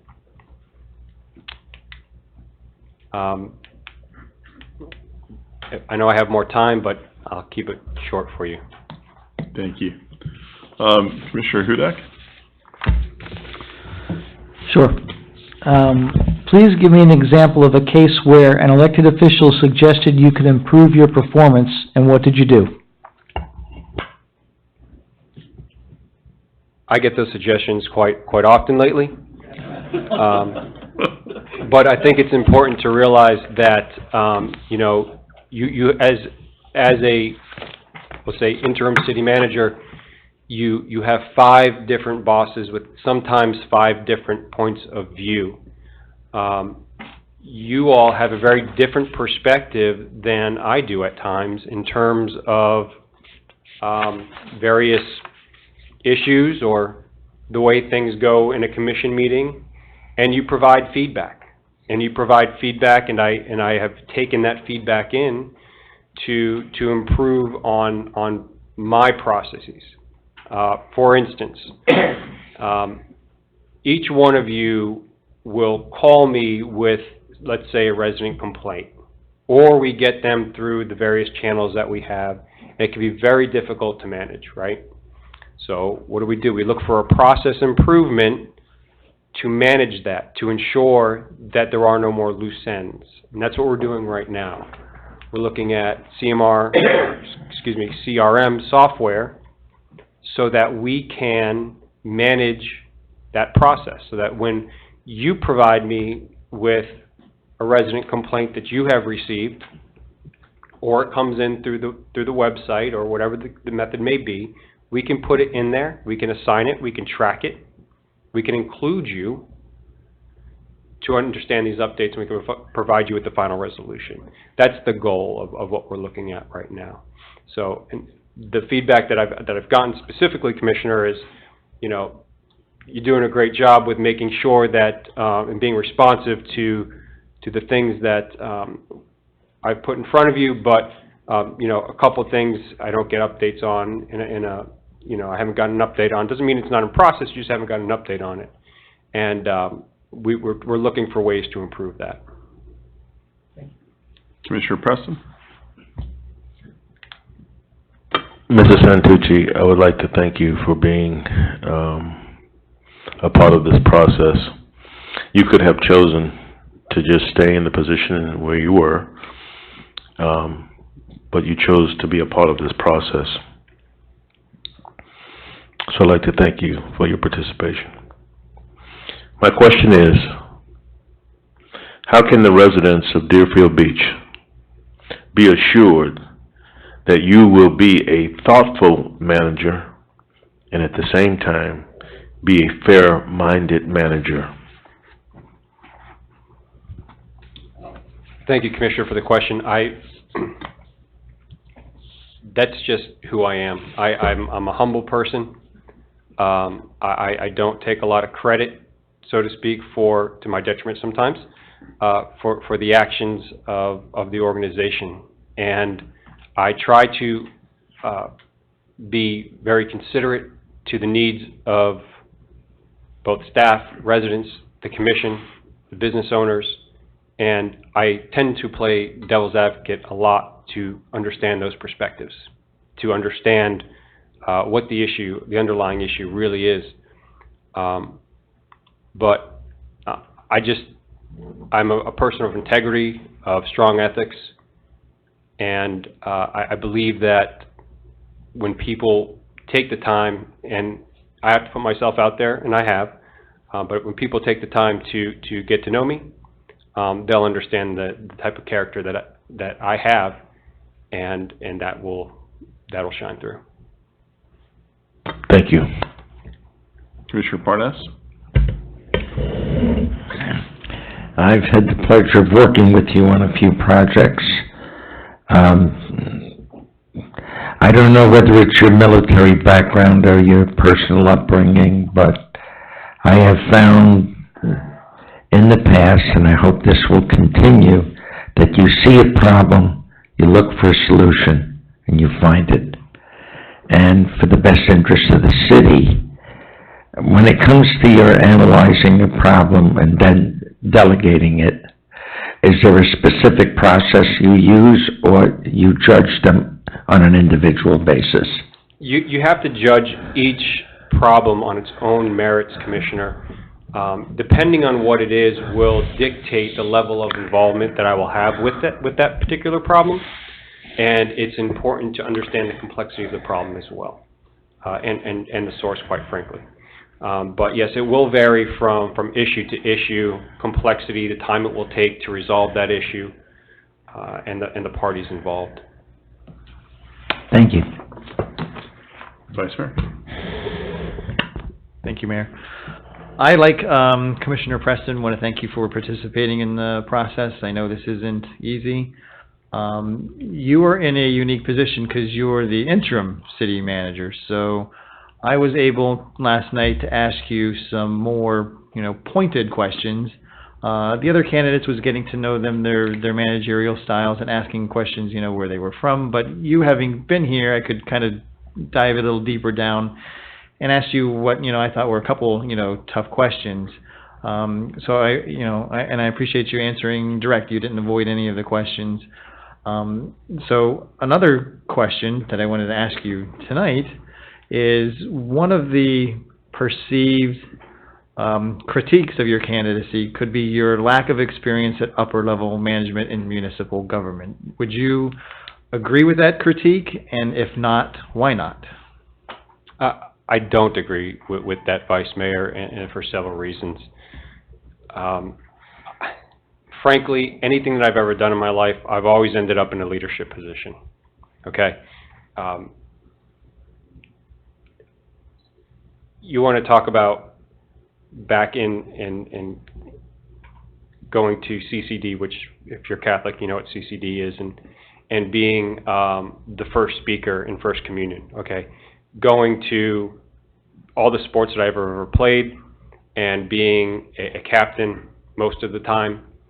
When I was in high school, I took the step, in middle school I was a decent student, okay?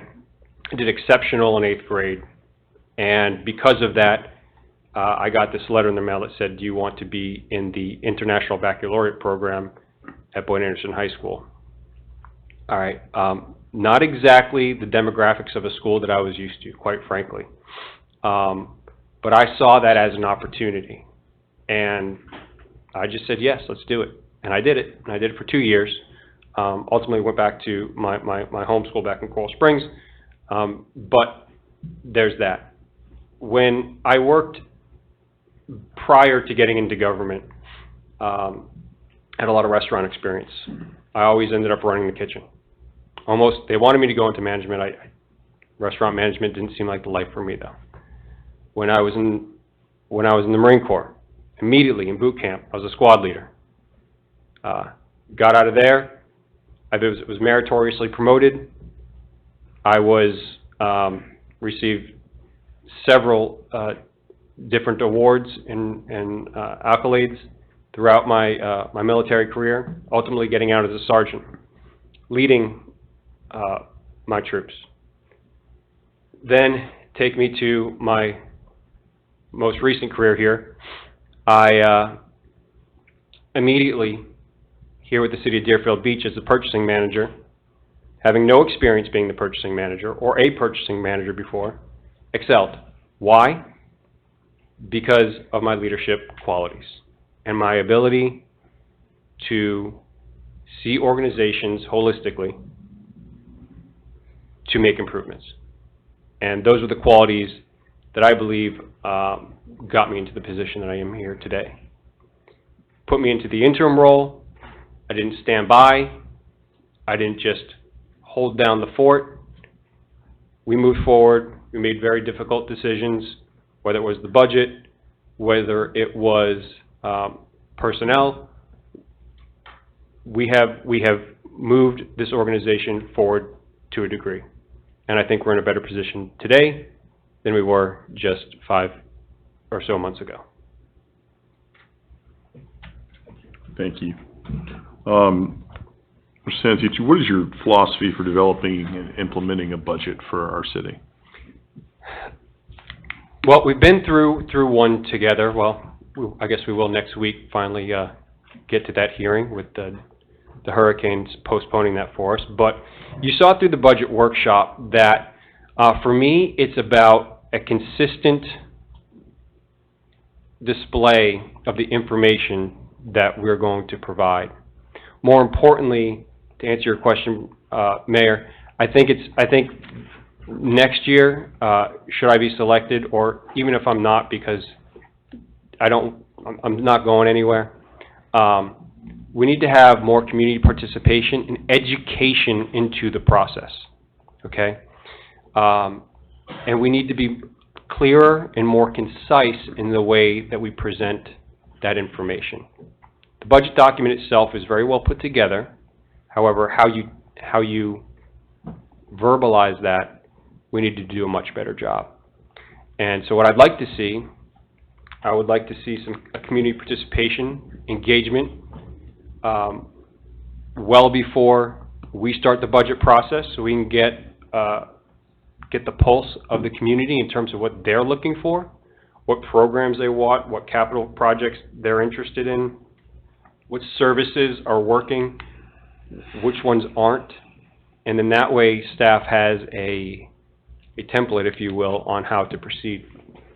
And then before we present the budget, what I'd like to see is almost in a classroom setting, an explanation to the public on the budget document itself, so they get a better understanding. It's a very complex document, but it is. And government accounting is very different than private sector accounting. So it's important that the public understand it, and that, as I said, it's clearly communicated. Thank you. Mr. Hudak, Commissioner Hudak? Mr. Santucci, if you are the successful candidate, and understanding that pay and benefits are a matter of negotiations, tell us in broad terms what sort of compensation package you would expect for this position. Thank you, Commissioner. Broadly speaking, I would want fair and reasonable compensation for what the market value of a city manager here in Broward County is. Well, I can say everybody wants to be fairly paid, and you have certain bills, and you have a certain lifestyle that you're used to. Your family is extremely important to you, I know that, and you need to provide for them. But conversely, as you know, the city has a budget. So if you could give us some kind of parameters so that we can actually consider to make sure that it's a win-win solution, it would be very helpful. Sure. In analyzing the market here in Broward County, somewhere in the range of $200,000 seems to be a fair and reasonable salary for a city manager of this size. Commissioner Preston? Mr. Santucci, you as city manager know that your constituency, above money, above everything else, you're in a position of service, and your constituency is the most important. If we do everything for money, then we kind of lose our own value. And when you look around this room, there isn't a lot of people here. But as you look around this room, you see a measure of diversity.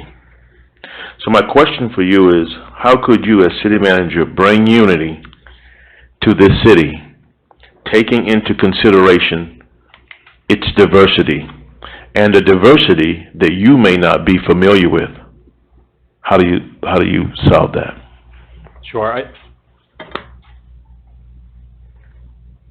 I think when we start to have some of the morale issues that we have internally, that has bled out into the community. A lot of our employees, a lot of our workforce know people within the community, and they may be residents as well. And so word travels fast, right? And so I think that, you know, we work on our house internally and trying to develop a workforce that is a place where they want to come to work, so that we can increase our recruitment and our retention, which is an issue right now. And I think that will pay dividends on the outlook that the community, or I should say how the community views us, and that, I think that will transpire out into the community.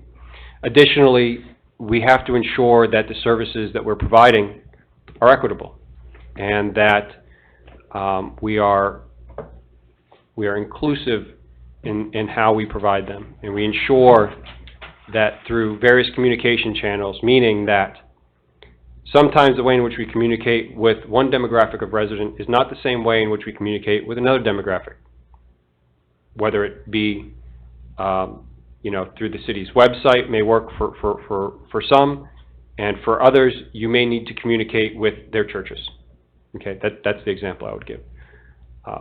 But if we can work on those things, I think the leadership starts from the top, the message is sent from the top, and my hopes is that, and my belief is that there has been a trickle-down effect already in terms of the morale within the organization, which is going to be positively perceived by the residents.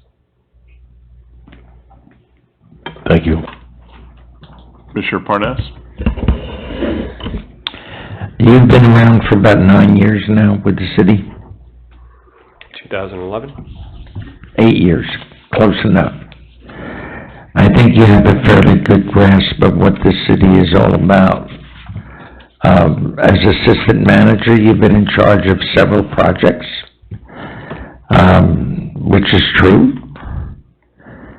And I know that you know the main function is to follow the direction of this commission, even when you disagree with it. Am I correct? That's correct. Okay. If you could change something in your department, what would it be? If I could just go back to my answer of yes, I just want to make sure that you understand is my personal belief. If it goes against my personal beliefs, fine. If it goes against my ethics and integrity, then that's a different conversation. Yes. But when you say if there was something in my department that I could change, do you mean in the city manager's office specifically, or within the city itself? In the city manager's office. In the city manager's office. Yes. One change that I'd be looking to make is to. I think it's important that you have 2 assistant city managers at this size of a government. We are one of the 50th largest cities here in Florida. We have a overall budget of $188 million, 16 departments. It is certainly calls for I think that structure within the office. However, I think reorganizing how those assistant city managers operate, or the level of expertise that they have, or where they focus, is also important. And so, as you've seen, Mr. Good put into the acting assistant city manager position, his focus has been on operations. He has acted almost as a chief operations officer. And so I think the other side of that is a chief administrative officer who can oversee the administrative functions as well. And that's going to be very important, in my opinion, moving forward. As you know, we've had our CFO leave, who has been here for 21 years, and whether he was the greatest CFO that ever lived or the worst, whenever you have somebody removed from a position or they leave a position that they've been there for that long, you're certainly going to see a lot of change, because the way in which one person conducted business is going to be different from the oncoming CFO, which we are recruiting for right now. So I think it's going to be really important to focus in on the administrative aspects of things. As you know, and it's no secret, we have had our fair share over the past on administrative issues in terms of policy. So that is something that's very much on my radar and a focus for me. Thank you. Mm-hmm. Thank you. Vice Mayor Drosky? Thank you, Mayor. Mr. Santucci, during our conversation last night, I asked you what your managerial style was and how you would implement that for the city. And you said in specific that direction, leadership, and communication were keys to your management style. Can you elaborate on those 3 specific items, please? Sure. Direction, communication, And leadership. And leadership. In terms of direction, it's really about providing clear direction and making sure that your directors understand the expectations. And how do you do that? You really have to establish a strategic plan, in my opinion. Does the city have one? Yes. Does it need improvement? Yes, absolutely it does. It was the city's first stab at a strategic plan in probably a very, very long time. It is what I expected it to be, but we can certainly build from that. And with a strategic plan, there we can assign goals, tasks, objectives, and performance measures that directly relate to that strategic plan. And so the direction can be provided directly from that document. In terms of communication, communication is very important. Not only is it important that me as the currently interim city manager have direct communication constantly with you all, but with the directors as well. And more importantly, that the directors are getting together to understand what my direction is.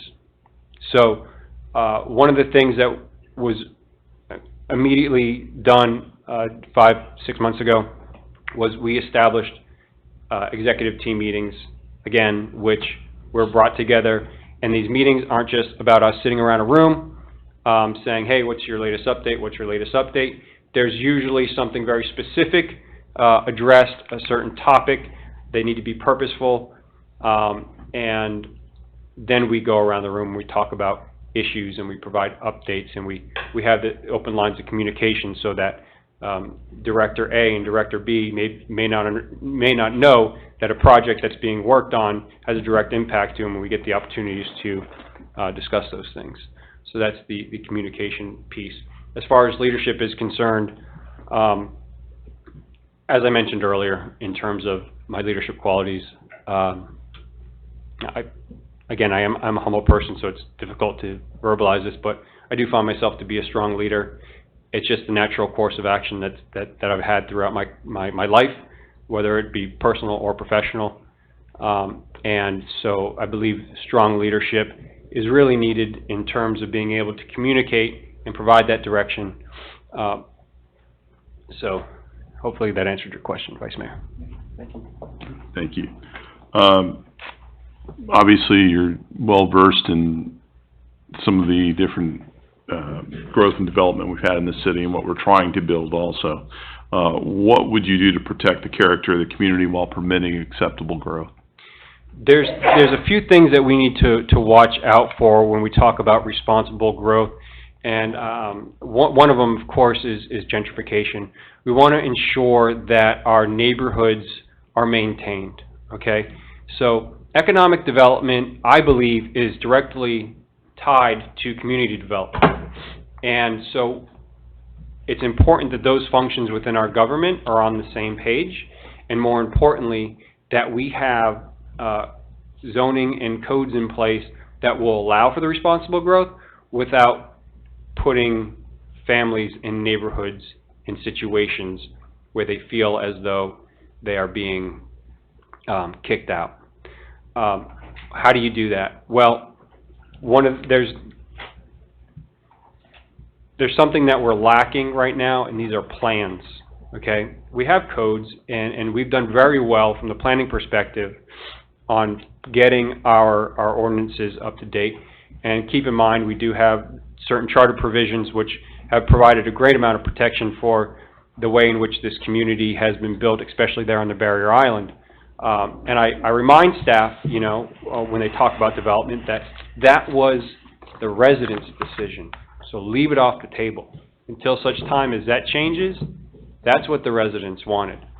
So really it's about kind of making sure that, you know, the staff who are charged with, you know, big ideas in terms of development, whether it's economic or community development, that they temper those expectations with the needs of the community and ensure that they're aligned with the objectives of the City Commission. And so, to get back to how you specifically do that. I think we need to look at how we do redevelopment within the neighborhoods to ensure that the homeowners who are there now, that we can redevelop those same areas, not necessarily their property, because we do have programs for that through the various state and federal housing that we utilize quite often, as well as FEMA funds that have come available for hurricane mitigation projects on specific residencies. But we just need to make sure that these projects that are coming underway, particularly in this corridor here between Federal Highway and Dixie, we've had some bites on developments, and they've been turned away. And in some cases, they've been turned away for good reason.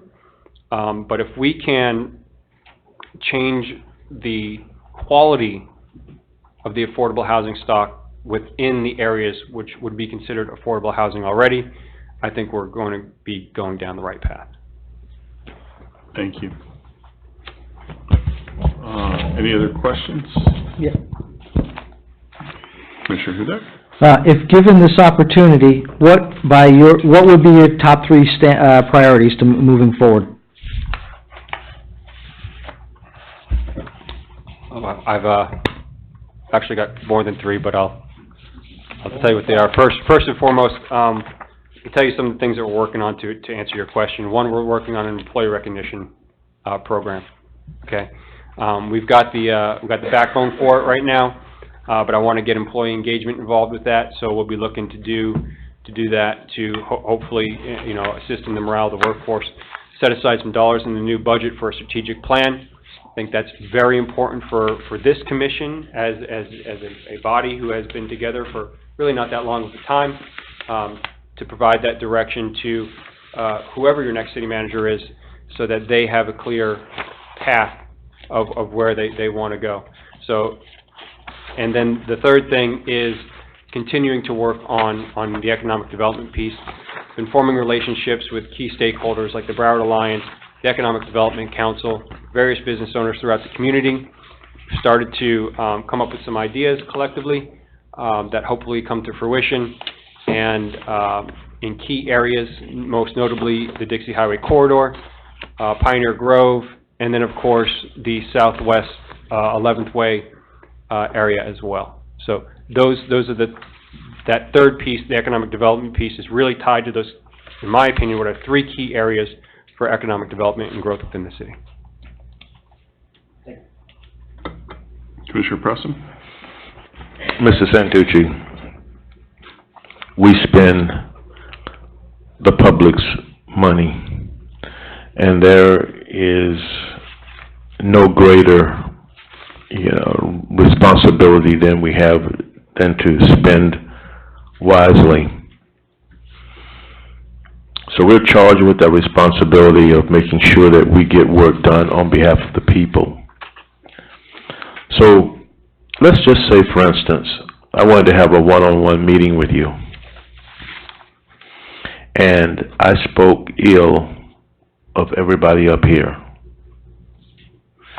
But you also noticed that when you had one-on-ones with the rest of them, they spoke ill of their colleagues as well. You would have to come away with saying that this commission is dysfunctional. And being that is the case, how would you bring a solution? What solution would you bring to solve that problem, so that this commission would be able to work together, get work done on the behalf of the people? Sure, and I'd just like to say that hasn't been my experience so far. But to answer that, I He think hasn't been listening to me. I think it's important to get to the root of the issue. Where does the contention come from? If it's rooted in politics, I can't really help that. But what I can help with is getting to the root of the issue. If I can help the commission understand an issue, the pros and its cons, and the background as well, you can tend to find some middle ground there. So really, Commissioner, to answer your question, it's try to strip away any of the contention that may be causing this rift, look at the issues in a very plain and simple way, and see if we can have little wins to form consensus on the dais that will hopefully build larger consensus for larger issues. Thank you. You're welcome. Commissioner Parnas? One of the things I love about this commission is that all of us up here try to be as professional as possible in the following manner. We may agree on an issue or totally disagree passionately. But once the vote is taken, it's over. Majority wins, we shake hands, we go home with a smile, and come back to the next meeting. The previous commission I found to be rife with, how can I put it, personal conflicts that took the professionalism, threw it on the floor, and jumped on it. This commission works on issues. There isn't a person here, and I'll say this, that I dislike, disrespect, or have anything bad to say, including him. I consider my colleagues here professional, hardworking, and I think everyone up here tries to work with the city manager when we set policy to help him get it done without fail. And I take offense at anybody who thinks that I or any of my colleagues here have a personal grudge against any member of the commission. And I think the fact that we do work together, and that after a session we can shake hands, say, sorry, I disagreed with you, but I feel strongly about the issue. It's over. It's done. And I think that's working with the city manager, and that attitude will make us successful. Now, some of the people here did ask all of the other contestants, if you will, how soon can you start? That's a question. Okay, Commissioner. I already have. Thank you. Vice Mayor? Thank you, Mayor. I want to piggyback a little bit, and I actually had this question before Commissioners Parnas and Hudak asked theirs, but it's just a slight variation. You've had unlike the other candidates, you've had a unique, insight into our city over the last 8 years. As, assistant city manager, now as interim city manager. So you've had an opportunity to see behind the scenes how the city works, how our code works. Just name 2 examples of the code that you think don't work, that you as the city manager have observed through the years, that you would change going forward. You have to have a vision. If you're going to be the city manager, you have to have a vision, I would think, of what you want Deerfield Beach to be one day. And in your experience over the last 8 years, what 2 things do you see that haven't worked in our code that you would change? And one of those changes cannot be a new camera for Diane at the Observer. We're currently looking at code changes within Parks and Recreation, more specifically related to sports, the cemetery, and beach operations. So that's something that we're going to be looking to just bring a little bit more consistency to, a little bit more clarity, and that's, so that our new director, Mr. Poozer, has some very tight codes that he can ensure that his staff knows exactly what to do and can have some clear direction moving forward with his operation. So there's that. I also think there's room in our code related to some of our fees and the use of those fees.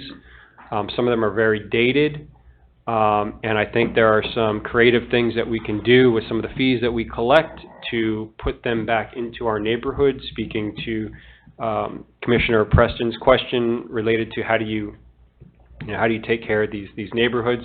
So there's some fees that we have out there that I think we could take a look at and see how we use them and start to use them, quite frankly. Some of them we just keep in the bank and we haven't been using them yet, but and that's okay. They can stay there and then we can use them for bigger things. But I think there's ways in which we can take funds used for instance, one thing that I want to look at is looking at the funds that we collect for either fines or fees and using them for community development purposes, if it's possible, legally.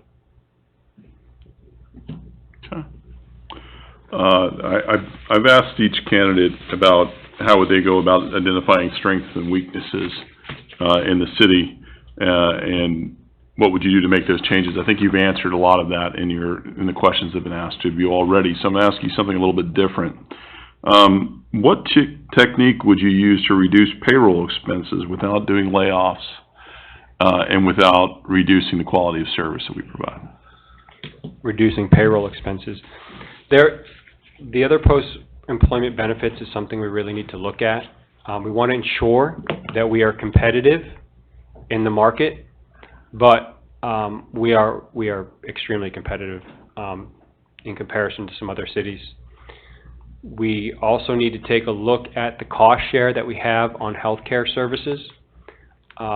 It's important that the healthcare costs for us are directly attributed to the use of the healthcare by the employees, okay, not the residents. And so it's important that those costs are equitably aligned with that usage, and that the city is providing like I said, a benefit to the employees in terms of the health care, but at the same time there is a fair share, there's a fair cost share, I should say, in those. And I think between the post-employment benefits as well as the current health care, those are things that we need to look at.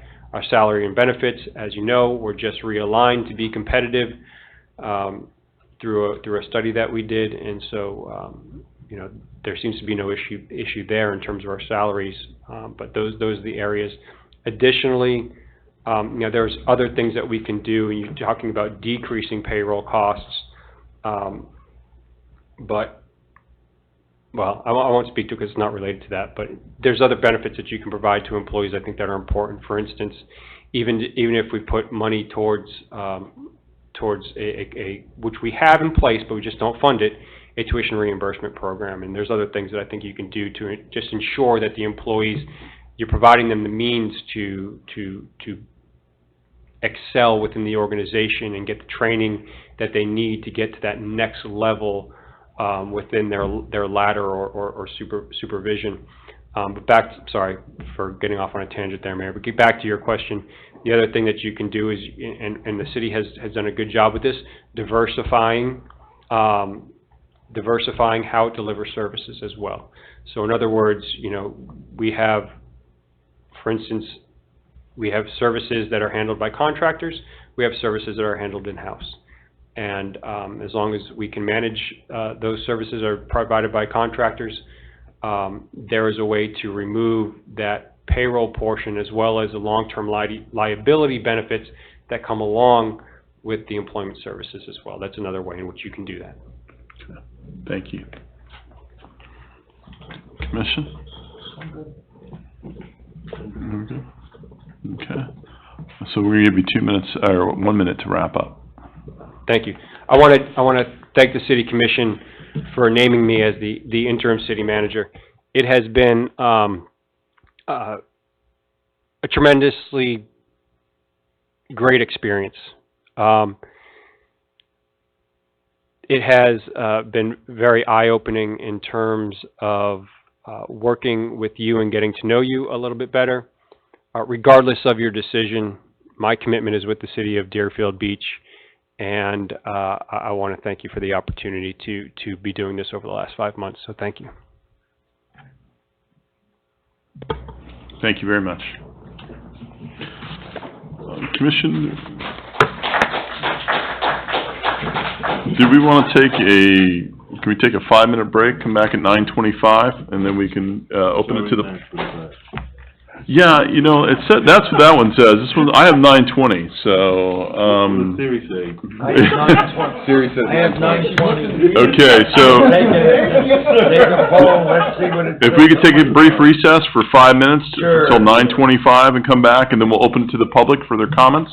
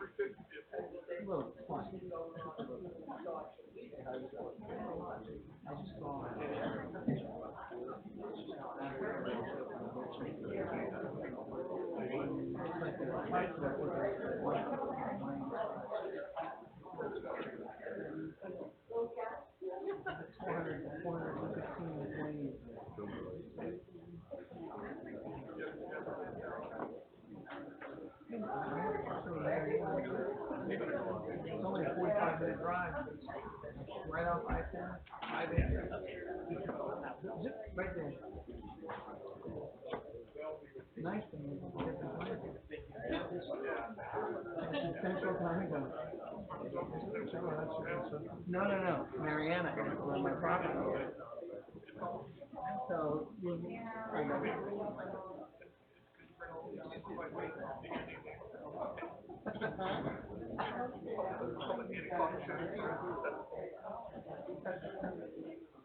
that's a good point. And the nice thing is that you leave work at 5 and get home at 5. And when you work at 5, you get home like 4:45. Wow, look at that. Going? Step up a little. If you're going home, you're good. Getting there is almost like, you gotta be at work at 8, that means you gotta leave at 6.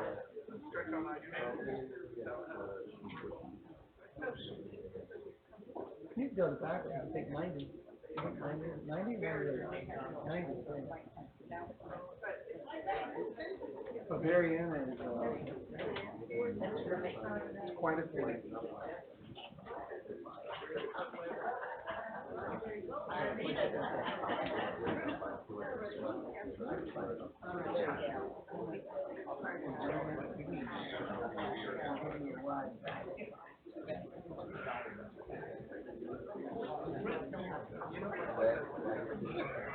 It's like, yeah.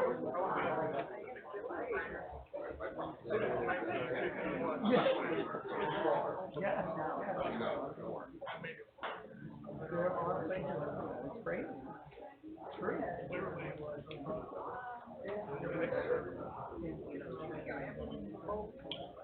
When I was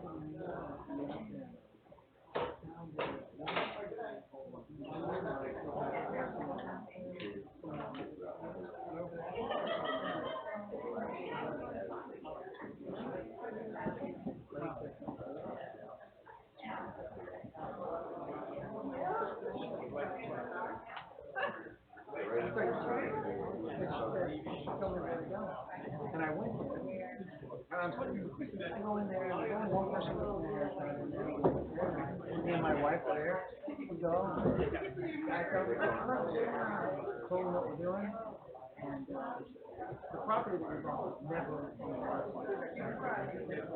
So what happens is if you're in the market buying property, and you have to be like real good, and they say, no, I know somebody who might be thinking about selling something, and then they show it to you. And it is for sale, but they just don't put it on the market because it's not for sale to anybody. Right. So just as an example, our 5 acres we bought it, the previous owner was the perfect. So anyway, so I'm sitting there going, you know what it is? What do you need? Conversation, what do you do? Yeah, wanna come up here? So,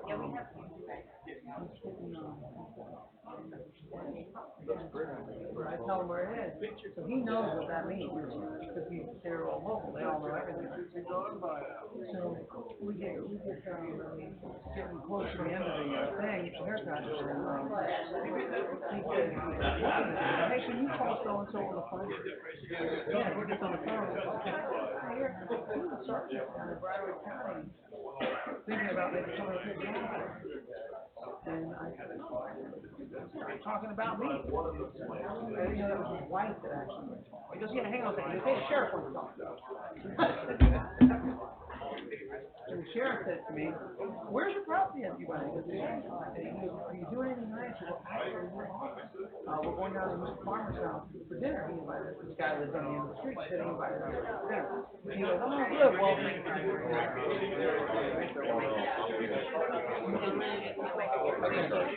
he said, My card? I feel like, I'll give you a card.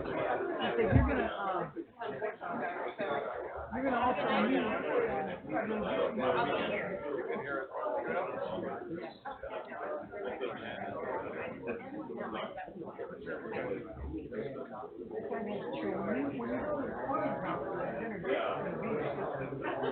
Jake is the police chief from Marion. He's the next sheriff in town. So if you don't come up with as soon as you come work for me, he'll be the next sheriff. That's how it works. And they all play football together. That's how that works. So he said they're giving my cell phone number, my home phone number, and you get ready to come up here and call me. I got like 30 minutes. My majors think about what we've done. That was a great show, the thing. We'll do what we can for you. I appreciate it. Great. Tonight's the time when we can do it at night. Fantastic people. They go out to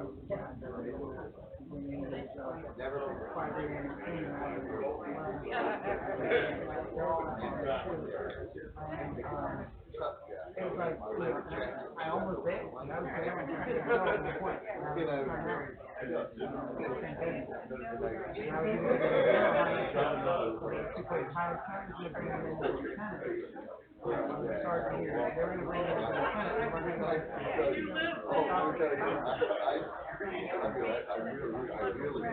That's what they put in, they go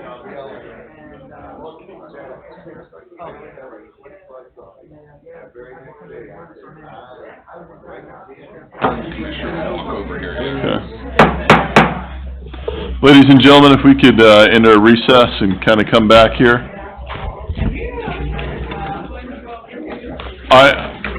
I was remiss in suggesting this and requesting it actually, so it might be a little uncomfortable to do what we're about to do, but we're going to open it up to the public to come up to speak. I wanted everyone to fill out a sheet so we could do it in order, but since we're not going to do that, we'll do it the old-fashioned way, which is everyone just be courteous and line up, and whoever would like to speak, just name your name and address for the record. So at this moment, we'd like to open it to the public for public comment. Anyone from the public like to come forward? There you go. Name and address for the record, please. Jane Shafran, 48 Northeast 19th Terrace, Deerfield Beach. All the candidates spoke very nicely and well. I happen to think that David Santucci is doing a great job as interim city manager. I, though, feel that I know although the commission is allowed to waive this requirement, I would like to see the city manager, whoever that may be, and I hope it's David Santucci. I would like to see the city manager live in the city of Deerfield Beach. I think it's important for a city manager to have skin in the game, or whatever you'd like to say. I'd like to see our city manager be a Deerfield beach resident. Okay, thank you. Anyone else from the public? That's it. I'm gonna close it to the public then. Commission, and Mr. Basinger, I guess it's our turn now to talk amongst ourselves. Yes, you've had the interviews. I thought you did a wonderful job, frankly. I'm not kidding you. I think you did it. That's probably the best set of commission interviews I've ever seen as a recruiter. There's a couple of options. You could do a straw ballot and just see if there's a consensus to start with, or you could discuss among yourselves. It's really your call. It's your decision, and you need to be comfortable making it whatever way you feel the most comfortable with. Okay. If there is not a consensus, what are our options? There's really three options at that point. I mean, you could adjourn and come back and discuss it, at a later date. We could, you could go back into the pool of the semifinalists we recommended, or we could start over again and look for additional candidates. I think if that's your choice, that you decide not to select one of these three candidates, my recommendation, but would cost me more money, would be to go back out and look for more candidates. The reason simply being that often when there's an internal candidate, managers tend to avoid those recruitments. The odds are 50, 60, probably 75% of the time that the internal candidate is going to get the job. So many capable managers will not apply under those circumstances. If you decide not to select Mr. Santucci or Mr. Sossaman or Mr. Link, then I would suggest you go back out, and because we'll have a different scenario to present to the managerial community. Thank you. Do you happen to have a straw ballot for us? I do. Perfect. And I have some summary sheets too for the clerk. That would be great. Commission, how do you want to handle this? Do we want to do the straw ballot? Do you want to discuss where we're at? Do you want to do the ballot and then have a discussion? What would you like to do? What are the options again? We can talk before we do a straw ballot. We can do a straw ballot and then talk, or we can... I'd like to talk before the straw ballot. Sure. Okay. I think it is important for us to remember as we do this that this should not be about likes or dislikes. And I feel that all the candidates that came in front of this commission tonight were extremely professional, well-versed, and I think would do a good job. But we must not ignore the fact, and we should talk about it, Mr. Santucci was in a situation that the other guys did not have a chance to be a part of. And, and that's too bad.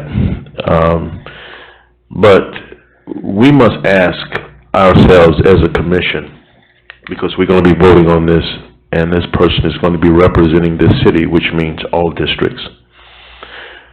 When we ask Mr. Santucci to do certain things, like it was time for budget, how did he do? Because actually, uniquely, he was giving us an opportunity to judge himself, to judge him. Did he do a good job in presenting a budget? Was it professional?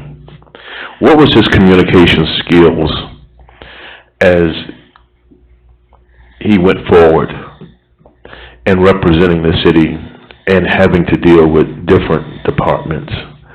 We have 16 departments in the city of Deerfield Beach. Did we receive any complaints?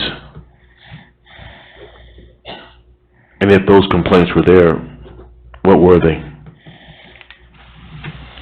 We just avoided a very terrible situation with the hurricane. Now, there's not any of us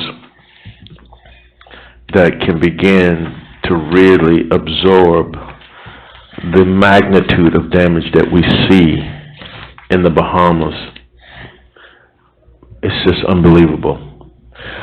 But in our hurricane preparedness, Mr. Santucci was our interim. How'd he do? How'd he do? Did he keep you informed? Did he have meetings?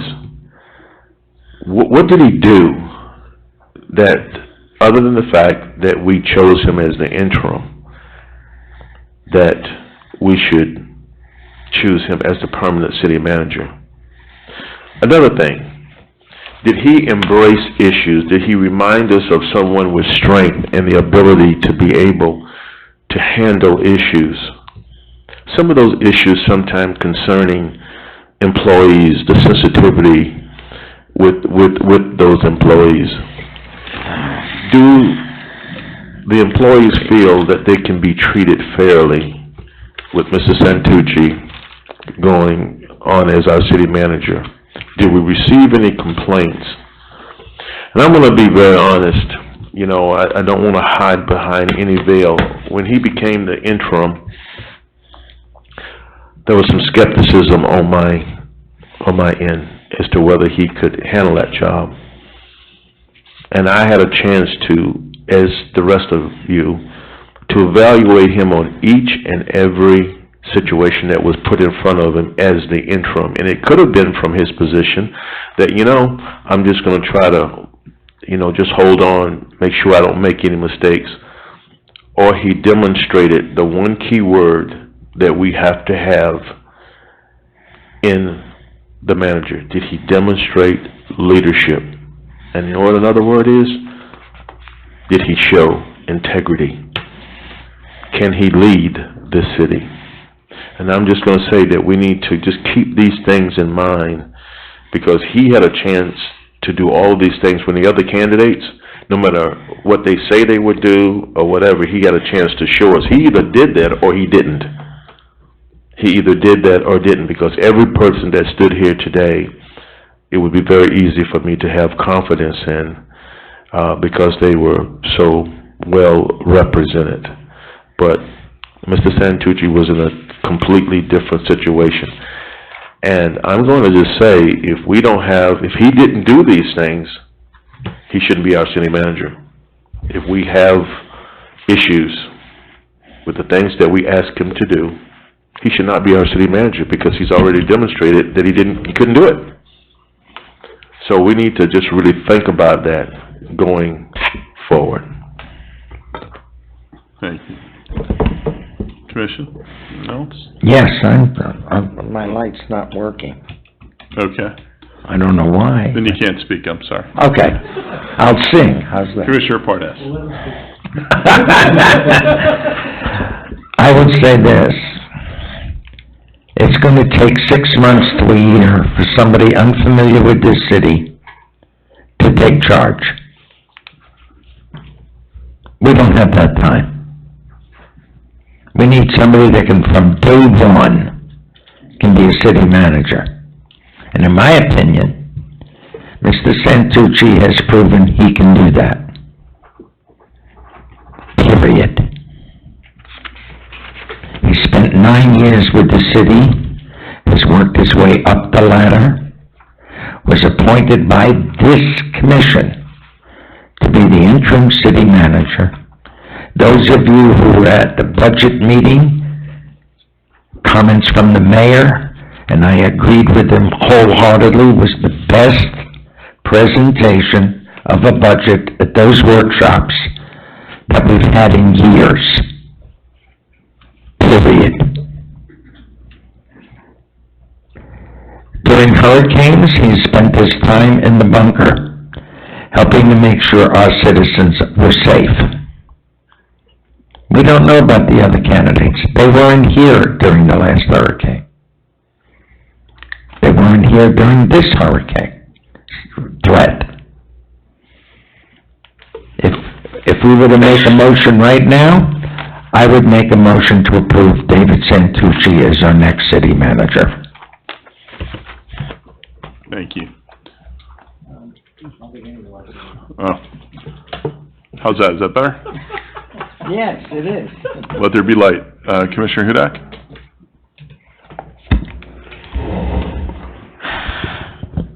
All of the candidates I was extremely impressed with. I think they all have a variety of skill sets that would definitely benefit this city.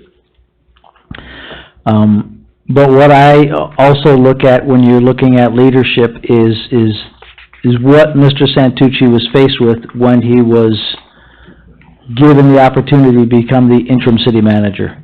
Not only did we lose a city manager, we lost an assistant city manager. Now we've also lost a CFO. So through all of that, I think the city has moved forward.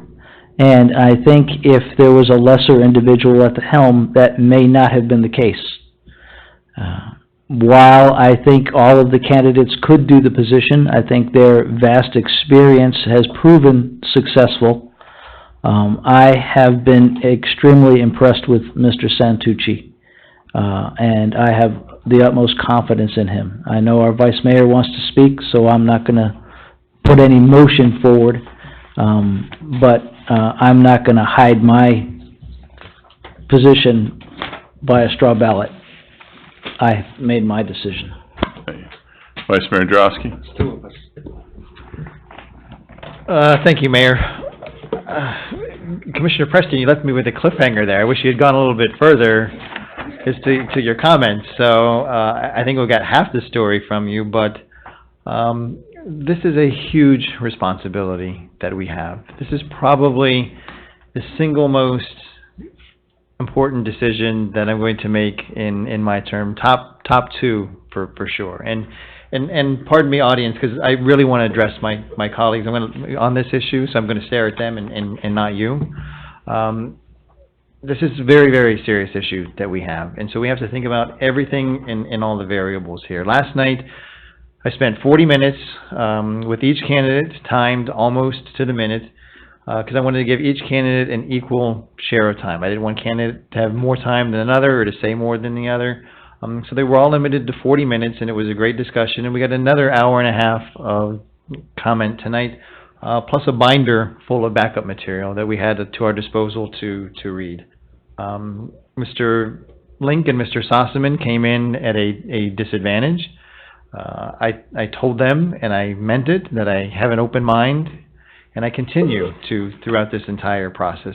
All three candidates answered my questions honestly. Some of them were very tough and pointed, but nobody dodged it. Nobody tried to dance around it. Everyone answered the questions directly, and all three are just the utmost gentlemen. Mr. Santucci in particular was put in a very difficult spot when he was made the interim. He came in under difficult circumstances. He didn't necessarily ask for it. We put him in that spot, and he's done, by all assessments, a fantastic job while in that role.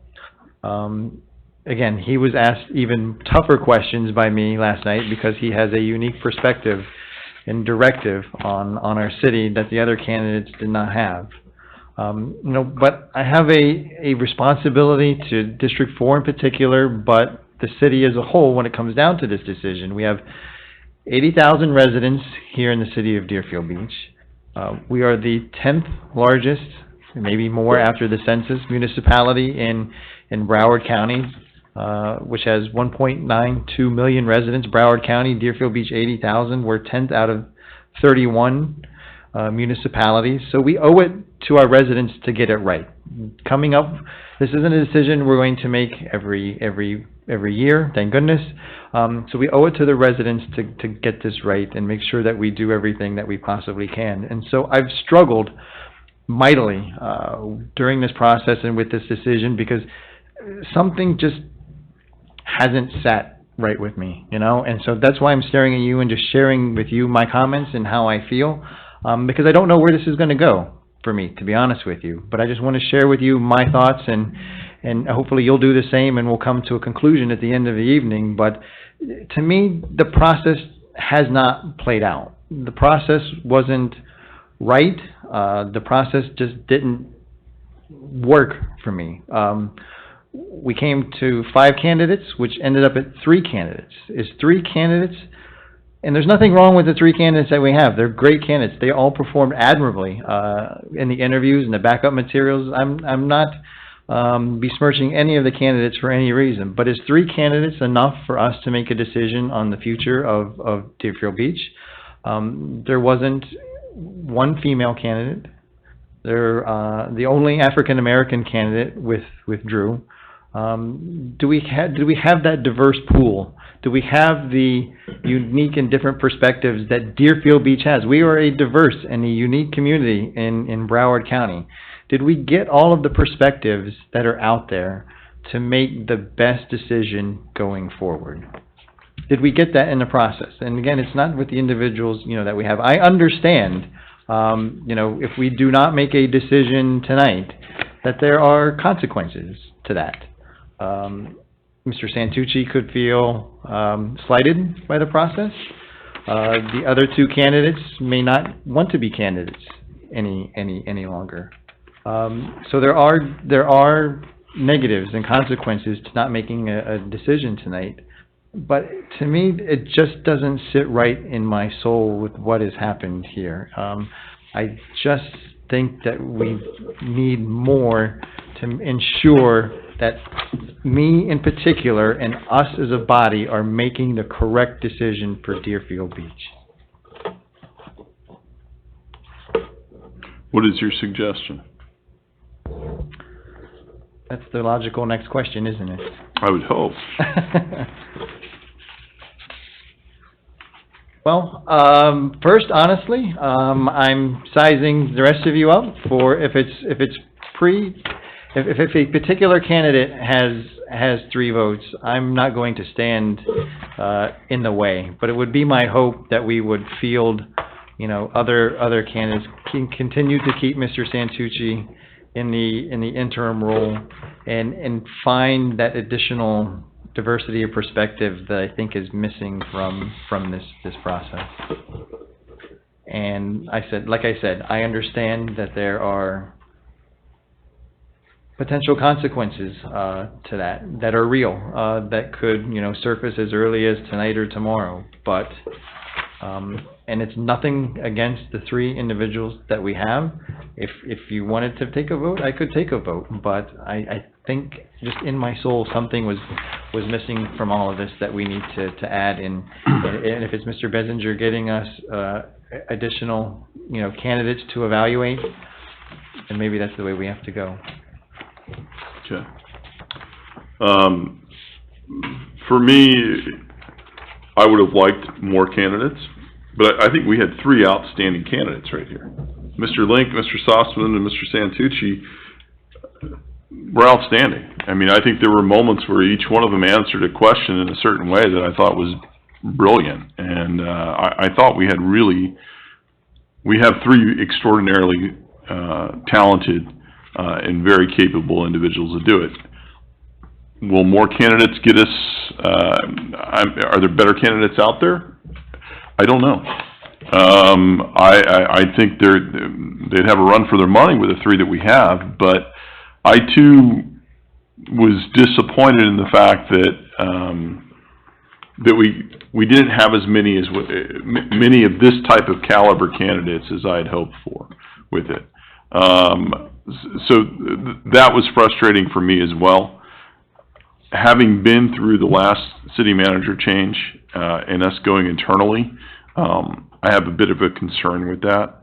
I'll be perfectly frank. When this initially came up, my conversations with Mr. Santucci were that he was not going to put his hat in the ring, and that he felt that he had a great deal to contribute in the position that he was in, and was looking forward to working with someone in this position. That had changed, and I think he had really good reasons why, in which he said that he is currently doing the job.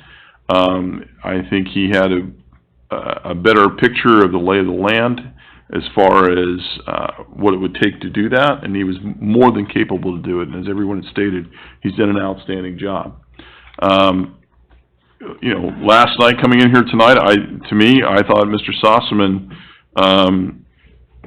was probably the right choice for this position, based on the experience. And it would give Mr. Santucci the opportunity, as the assistant city manager, working with someone like that, to really grow in working with Mr. Sossaman. I will say tonight, these interviews tonight, David blew me away. I thought while each one had moments that really answered the questions and I thought were brilliant, I thought David's interview tonight was outstanding. I will say this, in talking to Mr. Link, I thought he had some really, and I'll share some of my private conversations that I had last night in the interview. I thought that sticking to the facts, giving the same information to everyone, his approach in how he would deal with giving people some wiggle room, but being very stern and making sure that everyone got clear directives. I thought it was outstanding. I thought he had a really interesting approach, and having the private and public service background made him a very unique candidate. Mr. Salzman, though, for me, looking at it, had a great deal of a wide breadth of experience when it comes to economic development. A lot of the different work that he came from and his success in different areas was outstanding. And I think, as with most city managers or administrators, when you get to a point where sometimes the politics enter the game, and I think that affected probably both of the other candidates tonight. It's not really a fault of their own, just the tides change. And I thought they made excellent points as to why it did and some of the things that they did and the strengths that they have. I don't know if going back out is the best solution when you have three really good candidates, but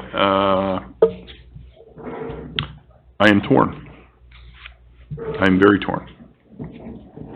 Commissioner Preston and Commissioner Hudak? I think that the vice mayor actually brings up a good point, because I was actually, to be honest with you, I kind of was leaning his way as well. Like, how do you feel about the process? Only 3 people. Now, if you remember, when we initially had the phone call with Colin, I told him directly, I wanted to see women in there and I wanted to see minorities. And in the end, when we got to the point where we had some candidates, we ended up with, a few minorities and no women, which bothers me and still bothers me. So he makes a good point from that. And the night that we were getting down to the finalists, I brought it up again. But in the end, we have to be assured that whoever represents this city is going to do a good job for the people. And I think that all of us could have a feeling about what type of personality would best fit that. We had this city, in good faith, picked 5 candidates. 2 dropped out, which left us with 3. And then we decided to go through the process with the 3. I think it would be wrong now to say, let's change that. We decided, we didn't say to Colin, let's stop the process. Let's do something different because of our concerns. And we allowed the process to go forward. So with the 3 people, there was hope that we would choose a city manager. And they all, with a great deal of candor, came before the commission and stated the reason as to why they should be city manager. I don't think any of us could say that they were not qualified. They are all uniquely qualified, and some carry a little bit more of an edge than does others. So we decided to go through the process, and we have now come to the completion of that process. And I think that we should complete it. It was not our fault that people dropped out.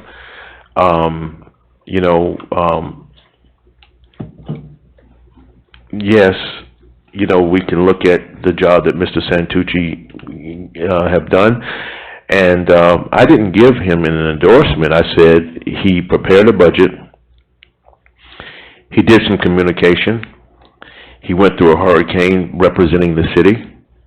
He have embraced some issues. I said to all of my colleagues, this is something that we need to consider in picking a manager, because if he failed in any of these things that he was given a chance to complete and did not do it, then that really tells us the story, that he's just simply not ready. And if he is ready and he did do those things, it's not right to hold him back either. So that's where we are. My recommendation is that, Vice Mayor, you're completely right. Well, I would like to have seen more women. I told Colin that, and I would have liked to have seen minorities be a part of that process. But we, as a city and as a commission, after knowing these things, we chose to go forward, and we've come to that point, and I think that we should complete it tonight. Commissioner Parnas? If we want to talk about diversity, I didn't see anywhere on the list an Asian, an African-American woman, a Brazilian, which makes up a good part of our community. We could go ad infinitum and come back to the same place. How long do we want the process? We all agree we have 3 qualified candidates. We could drag this out for another 2 years. Why? We have 3 qualified candidates. I say we end it tonight, make a choice, and move on to get the city to where it needs to go.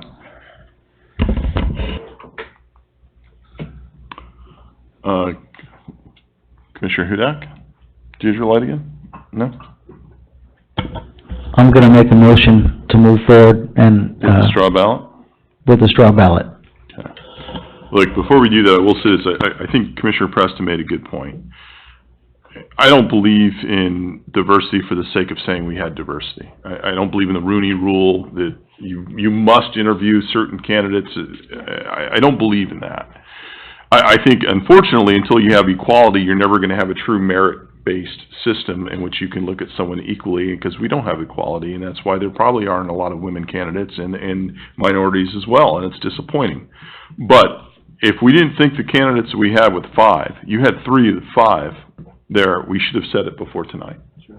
This is not the place for us to go back and say, let's redo. I think your point's well taken, Vice Mayor. I agree with you. I would have liked a larger base to look at that they were all fairly equal. I was looking for something to really blow me away. And we have 3 really good candidates here tonight. This is not like we're settling. And we're going to sit there and wish for some magical being that might be out there that might be the best person for this job. They didn't come forward. And the ones, we had 5, 2 dropped out. We have 3 really good candidates. And I think tonight we need to make a decision and move forward. And I would base it, in fairness, I would base it on your interviews last night, and I would base it on what we saw here today as well. To give it an even playing field as much as possible. So, with that, I guess we should do a straw ballot.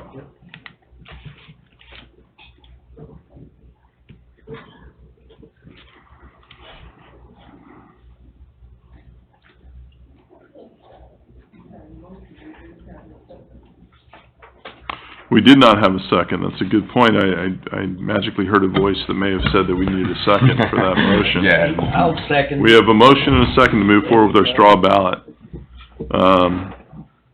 Give me a moment here.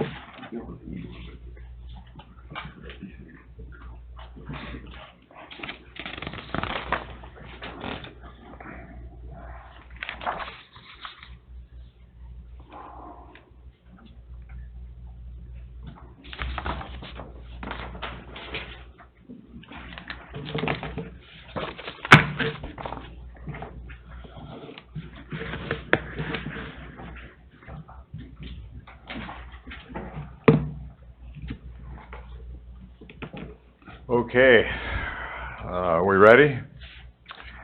The mayor voted for David Santucci.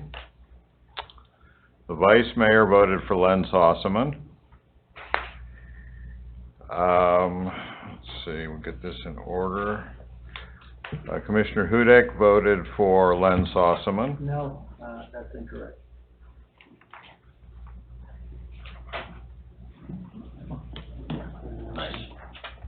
My bad.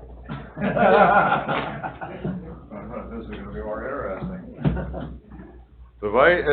Commissioner Hudak has voted for David Santucci. Thank you. I stand corrected. Let's see, Commissioner Parnas voted for David Santucci, and Commissioner Preston voted for David Santucci. So we have 4 votes, if I'm correct, for David Santucci and 1 for Leonard Sossaman. City Attorney? If it's the commission's directive to move forward with Mr. Santucci, what I would suggest would be a motion to authorize the city attorney to negotiate a contract with Mr. Santucci for the permanent city manager position. So moved. Okay. And if I may just... How about a motion first, and then we'll get it, but if City Attorney, Okay. if you could. Yeah, Hold on. and I can just finish. He's so I got can- the floor. Yeah, thank you. Go ahead. So I can explain, and if you make that direction, what I would do is I would speak with each one of you to understand what your expectations were with respect to that contract and negotiate with Mr. Santucci. Ultimately, a contract would come back before you, for a decision and a vote, and of course, there'd be an opportunity for a public comment as well. Thank you. Commissioner Preston, then Commissioner Parnas. I just want to just say, to the public, that I'm sure that my colleagues, took this, this entire experience to be very important. And I wanted to say something, we all know how everybody voted, but it wouldn't have mattered who I picked, I would be willing to say the same thing, and that's this. If I see that the city is not being served in the correct manner, this city is not growing, I have no problem to stand before this commission, whether you agree with me or not, and say I do not have faith in this city manager. So whoever that may be. So, I want you to know that, in making a decision, no matter who it was, whether it was Mr. Sossaman, Mr. Link, or Mr. Santucci, it's an important position for serving. And if that person was not doing that job, I would come to you, my colleagues, and let you know my feelings. So that is on the table. And I hope that I never have to come to you with that, and that he would do the job that we expect him to do. Thank you. Commissioner Parnas? I make a motion to authorize the city attorney to negotiate a contract with David Santucci for the position of city manager. I am going to ask if maybe you might consider in that motion that we make sure that we have, and I think this is our opportunity to do it right as opposed to doing it for political reasons that end up happening. But there is, in the contracts, traditionally for our city managers, has been a yearly performance review. I think we need to have an established city, or performance review that's put in place, that's done yearly. We've had it in the contract, but no one's followed it until someone decides they want to show their tail and do it. And people think that something that, as if we don't evaluate them on a daily basis. And clearly we've proven that if we don't feel the performance is there, we make a change. We've done that. But I think this motion needs to include, putting in place a more formalized, process of yearly review, for the city manager's performance. I accept your friendly amendment to the motion. I second it. I would also like to say that I have already proposed a performance review form, and I'd like to have the rest of the commissioners look at that and, at a future meeting, accept that form.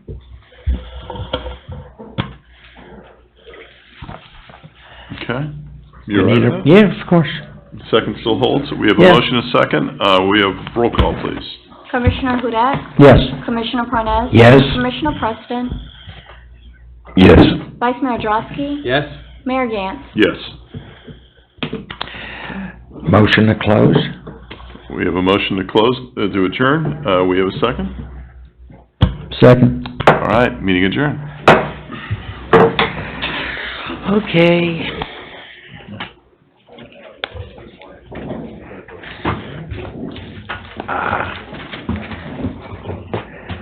David, best of luck. Best of luck, David.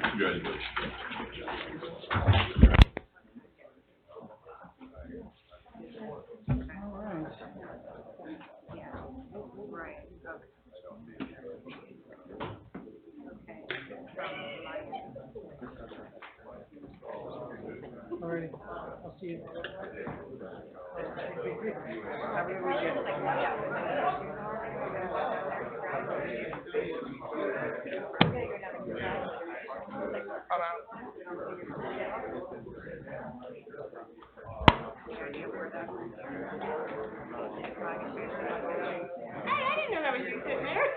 Totally killed out, like totally. Well, I was upstairs, so I can't. Yeah, so and then I came down after. A little different.